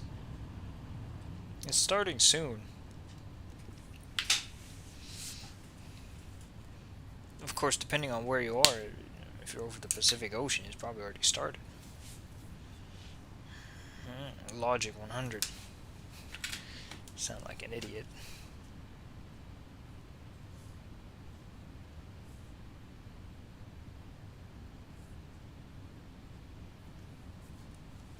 DC is 88% totality and you couldn't leave because of these fucks making me take this test in person. Well, I mean, does it really matter? Does it really matter? Good question, isn't it? Life's greatest question.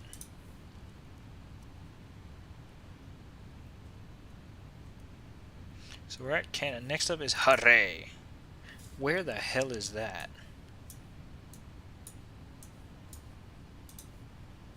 Hare.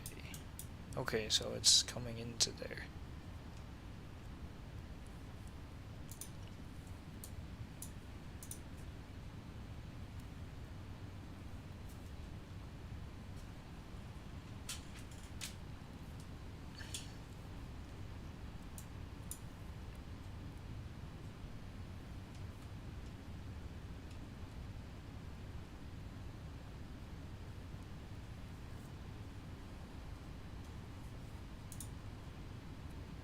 How the hell is the cabin altitude so high? It doesn't make sense. It's on motherfucking thingamathing. Packs are on everything.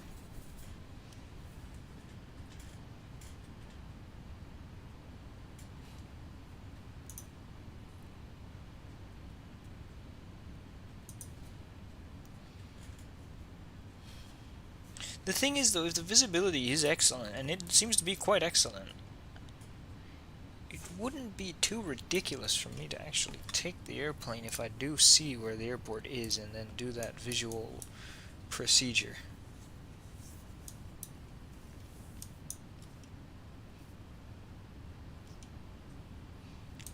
But with that being said, there's a lake there, and I'm trying to figure out what lake that is. That appears to be that lake, which is one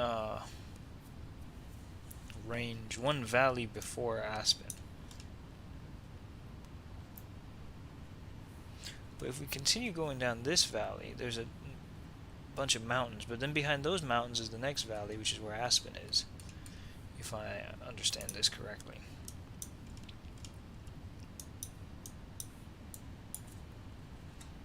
Correctly, Nance. Correctly, Nance. Idiot, idiot.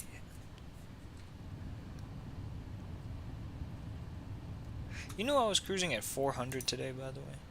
That'd be flight level 400. Which is pretty high for a CRJ. 700, no less.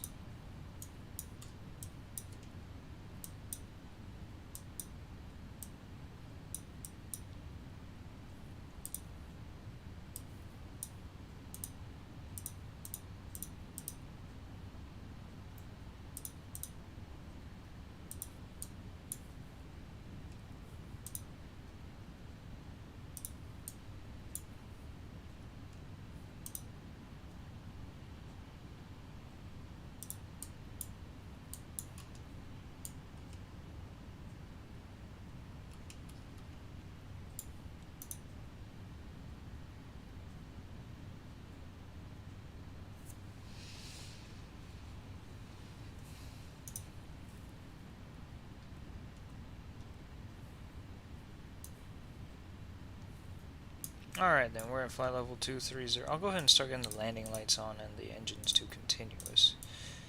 Because it is...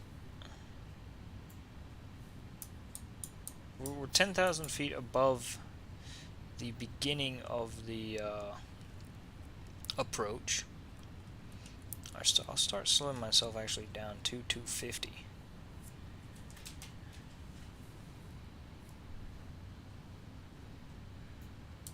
Now it seems unorthodox, but the airport is high up and it is in mountainous terrain, which I would think would be self-evident by now.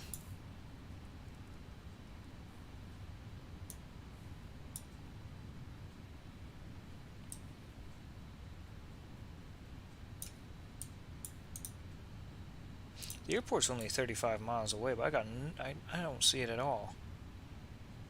It must be directly behind this range right here. It's like right there. It's right off my nose.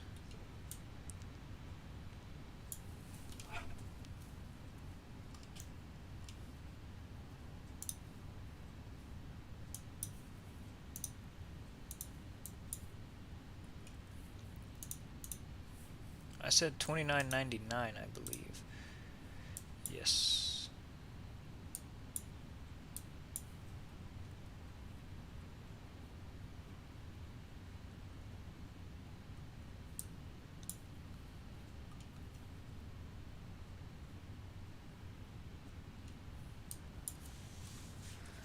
Damn it, flight surgeon. You should Junda Vuschut. Junda Vuschut. Helda.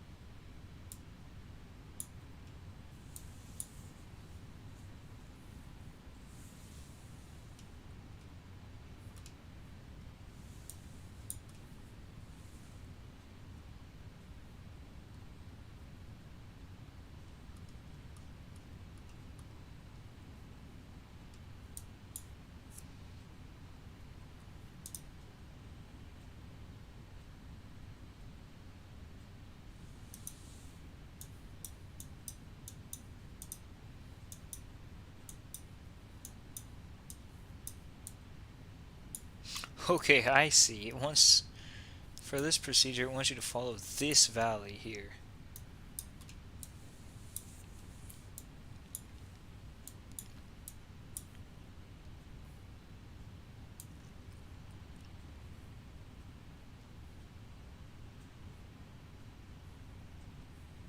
Do I not have V-states here? Or is it... No, it must be the stupid, the Aerosoft mesh for this airport. Because you can tell one is better than the other. Look at how good that looks, and then... This looks good too, but it doesn't look as good. Damn it. It is what it is. We can arrest the descent further.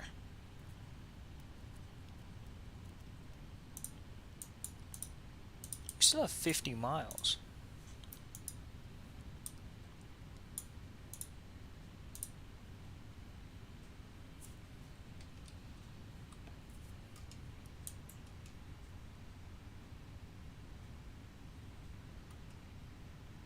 That's V-states again, I think.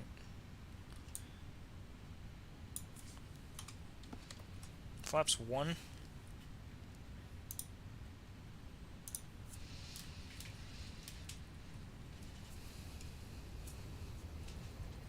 A bit too much power.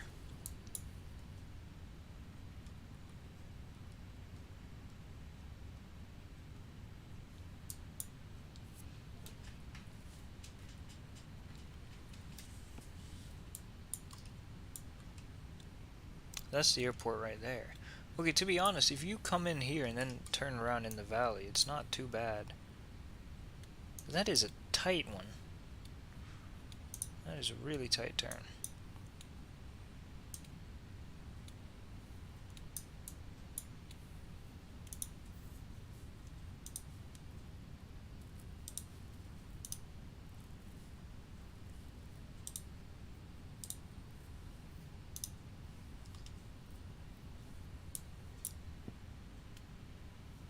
I'll switch over to the CTAF frequency.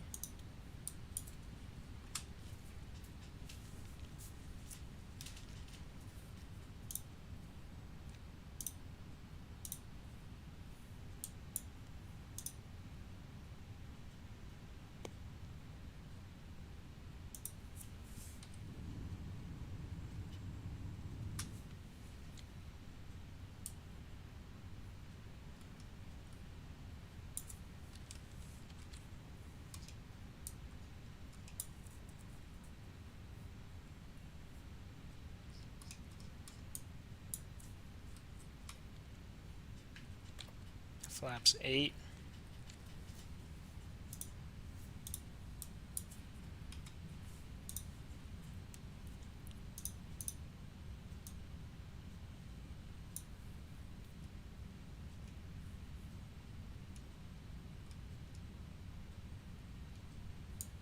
Hey, flight surgeon, if you're still there, do you think I should fly to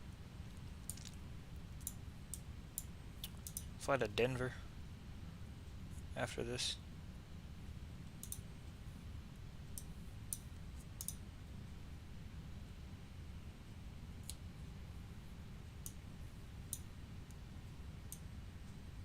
Attention all aircraft. Aspen, Pitkin County, CO, altimeter 3000. Extreme. Where's Jargo and all of them?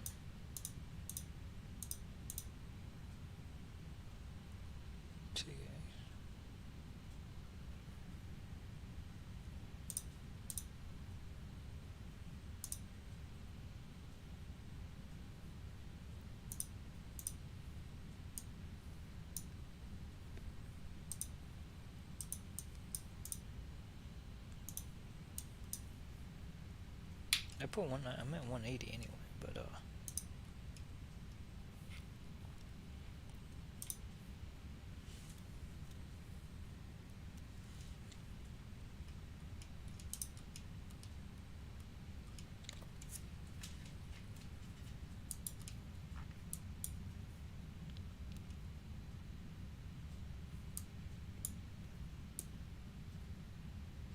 flaps are now at 20.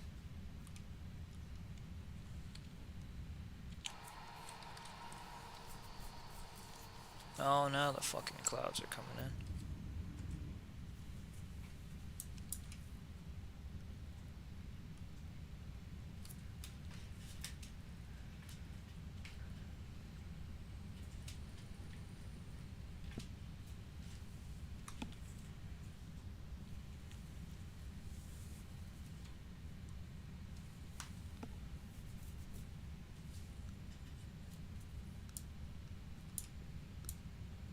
There's the snow, and you can see how the airport looks. Just white. Thank you for that. I don't know why the fucking snowplow can't come in and, you know, plow the snow off of the runway like a normal human being. Doing his only job.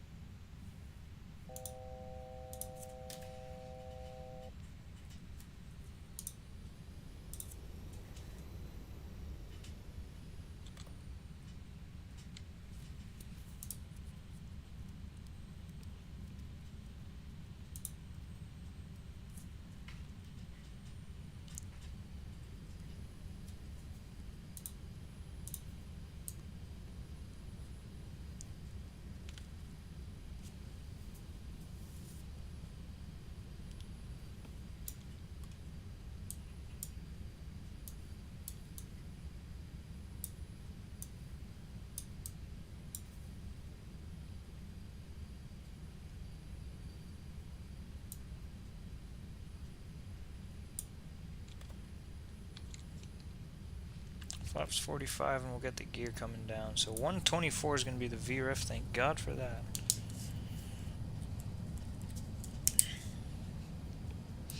We'll add 10, so it's going to be 134.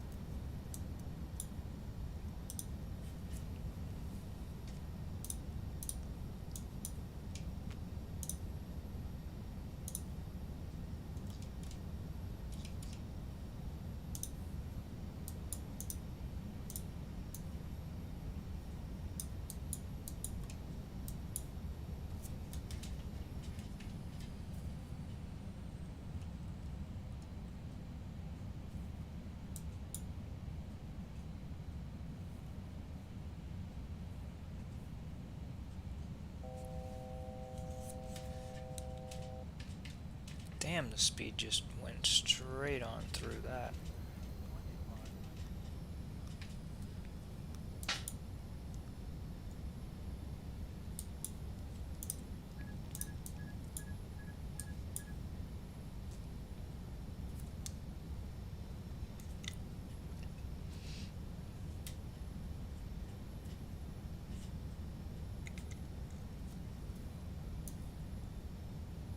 So it decided, for whatever reason, the waypoints aren't the same as they are in real life. To be fair, my air rack is 1 month out of date, but I wouldn't think that they'd all be different in that 1 month. Anyway, we're coming in now toward Kaiser. It wants to set to 12,900. Okay, which is there. Oh.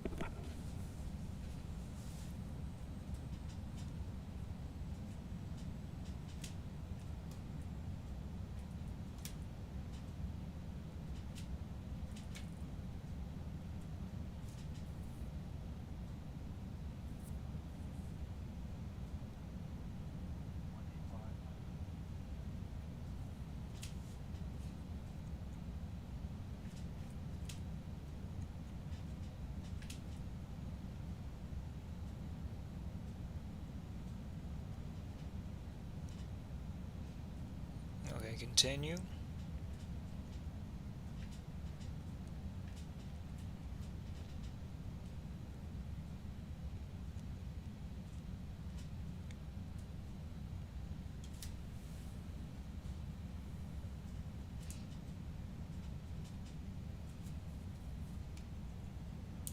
Why does the runway have to be completely white? I don't understand how it's so difficult legitimately to plow the damn thing.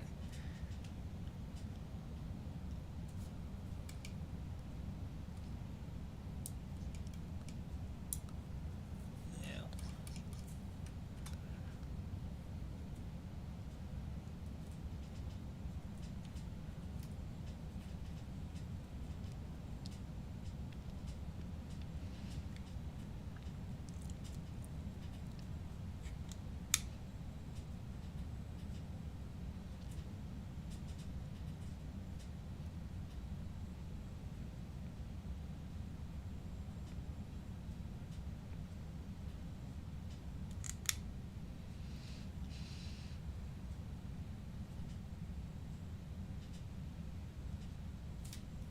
Does it even have poppy lights? In real life they have poppy lights. I saw from the little research that I did do. So I think we're still a little bit high, which tells you how steep this approach is. It's hard to tell though, because I don't know exactly where the runway starts, but I'm drifting a bit right. I think the wind died. And there are poppy lights, you can see them because of the white snow and the white poppy lights.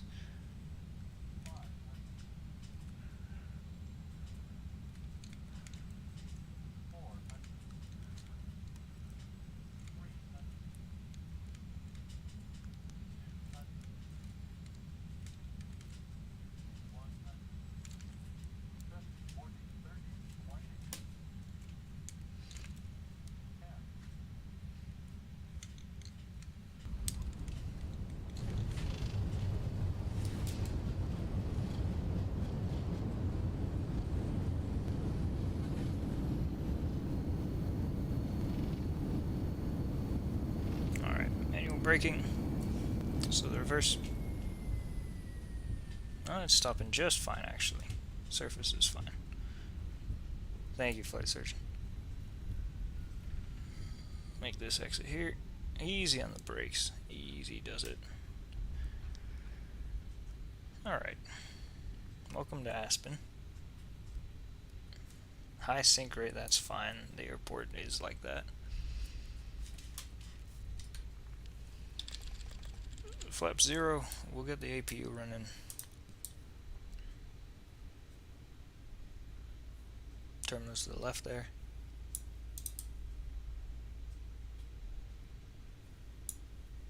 We got the taxi light on, we'll get the landing lights off. Strobe light off. It's the stupid APU.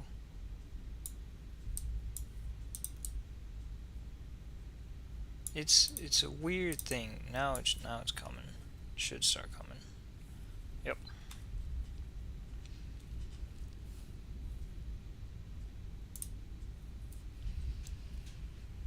Okay, we went past the fucking terminal because it's so small.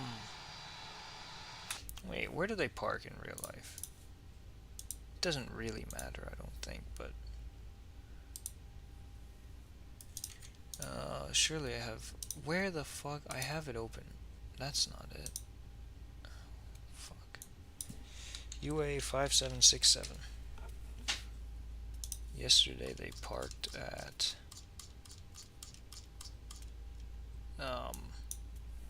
the very last one. I'll take this one actually. Yeah, I see. So there's a few inside there, and then there's these few out here. I'll take this second to last one, sure.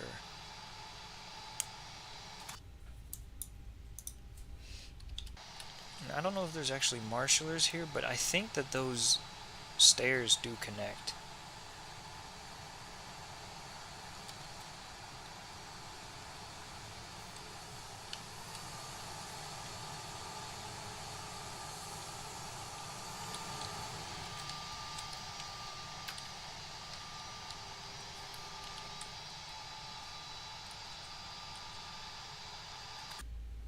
Oh no, there is a marshal. Never mind. All that was for nothing. I could just, you know, give it some power.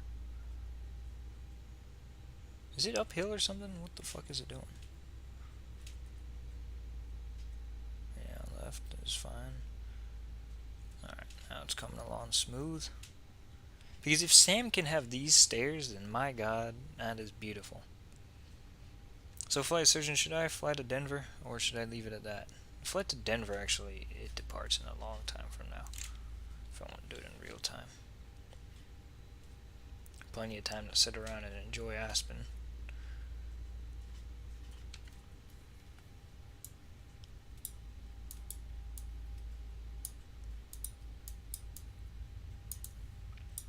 Let me just quickly reset the APU generator. Beacon off. Seatbelt sign off.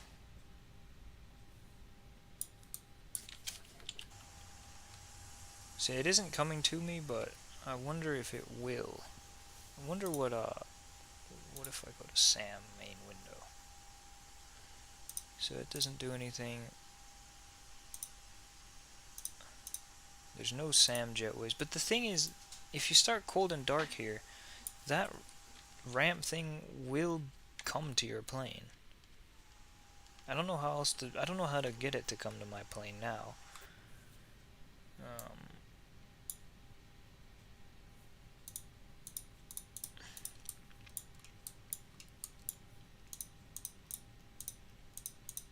What's up, fucker? What's up? What are you doing in here? Look. Huh? Look. Howdy. Look at who? What do You? you think? I'll look at your YouTube. Howdy. Very smart. Okay. How's well, it going? Good. You know who I am? Yes, you're Ayush. No, I'm not Ayush. Then who are you? Ayush, you speak? Hi. Hi. Wait. You guys Whoa. are interesting humans. Baltimore. I know you.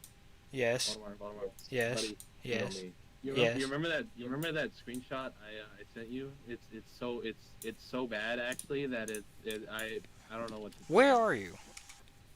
I'm in my dorm right now actually. Fascinating. Do you want pictures of the solar eclipse? Sure. Okay. Yeah, I'm about to. I'm about to. I was tweaking at that for I spent like 40 minutes designing this brand new interchange and it didn't work. So That's an Ayush yeah. moment. Bro, these fuckers, the AI is so bad because they all line up in one lane even though they're gonna go straight at the interchange. They're like, well, I'm gonna stay in the right lane. They do that. You I can did make right. it so that you can force them to not do that by making the lane an exit only lane. Oh, I'll do that. Hold on. I'll do that later. Sim Toolkit Pro gave it a -18, which I doubt. Well, I was playing City Skylines. He's being a funny simulator man on X.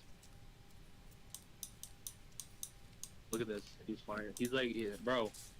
Baltimore, we met this guy. You would love this guy. Who? His name is Ansh Gupta, bro. Ansh Gupta. Ansh Gupta. He's quite the character. Fascinating. So who else over there? It's just me and Sarthak right now. We're about to go Oh. eat. Of course you are. Buddy, it's literally 1 p.m. It's lunchtime here. That's true. He's in Finland. He's in Finland. How was the snow? There's a lot of it. Wow. What are the polar bears? No. No. None. How are the How are the what? The ice caps? There's no ice caps. Baltimore? Are you like that one guy from where is he from? Like he takes all the ice baths, swims in ice lakes. You know what I'm saying? No. Yeah. I was gonna Are say you though, Iceland? it's t-shirt weather outside now. What is it now? 10 degrees? It was 4 degrees actually. It's t-shirt weather already. Well, I bet Sarthak would enjoy that weather a lot. He's very sweaty after biking. Yeah. God damn it. Are you coming back for the summer or no? Well, for part of it, You should let me know when you're back in town. We can catch up. that would be a horrible idea. Really great idea, Sark. That would be a horrible idea. No, trust. It's a good idea. There's no bad ideas. Trust. Well, anything that comes out of your mouth is usually a bad idea. Fuck you, motherfucker. It's true. I don't know what you want me to say. There's some. Wow, dude. There's some quotes in the quote chat. Interesting. All right, well, I'm gonna go. You're gonna go. I'm gonna go. And You my can have fun X-plane in crashed. DC. Thanks. Oh, well, Well, I already, you enjoy that. I already landed, so it's fine. It's for whatever reason it's been crashing for replay mode. Well, that's okay. You didn't have a Raghav moment. Remember when remember when his I don't know, I think his yoke disconnected and he had it and on final approach he fucking tipped over to the right. That was funny. Freaking funny as fuck. Was that Raghav? That was Raghav. I you know why? Because he went completely silent while this whole thing was happening and then he raged a lot afterwards. It was Actually, yeah, I remember that. that was well, at least you didn't have one of those moments. Anyways, I'm gonna go. Bye bye. Alright, see ya. He already left. Anyway, X-plane decided to crash. I don't know why it always does this. But that is gonna do it for this stream. I don't feel like flying to Denver anyway. But yeah, it was a good flight. I just wish we could watch the replay of it. I don't know why it keeps doing this. I really should figure it out, but I can't. I've looked into it, but I can't figure out a good reason as to why it keeps doing this every time. To be fair, I think since the last flight I did do technically a reinstall of X-plane, but it wasn't really a reinstall. I didn't reinstall it, but I checked. I didn't even update it, but I did. I don't know. Anyway, that's gonna do it. I hope you guys enjoyed, even though no replay. The landing was pretty nice though, all things considered. And that's gonna do it. I hope to see you guys in the next one, and good job. And goodbye. Good job.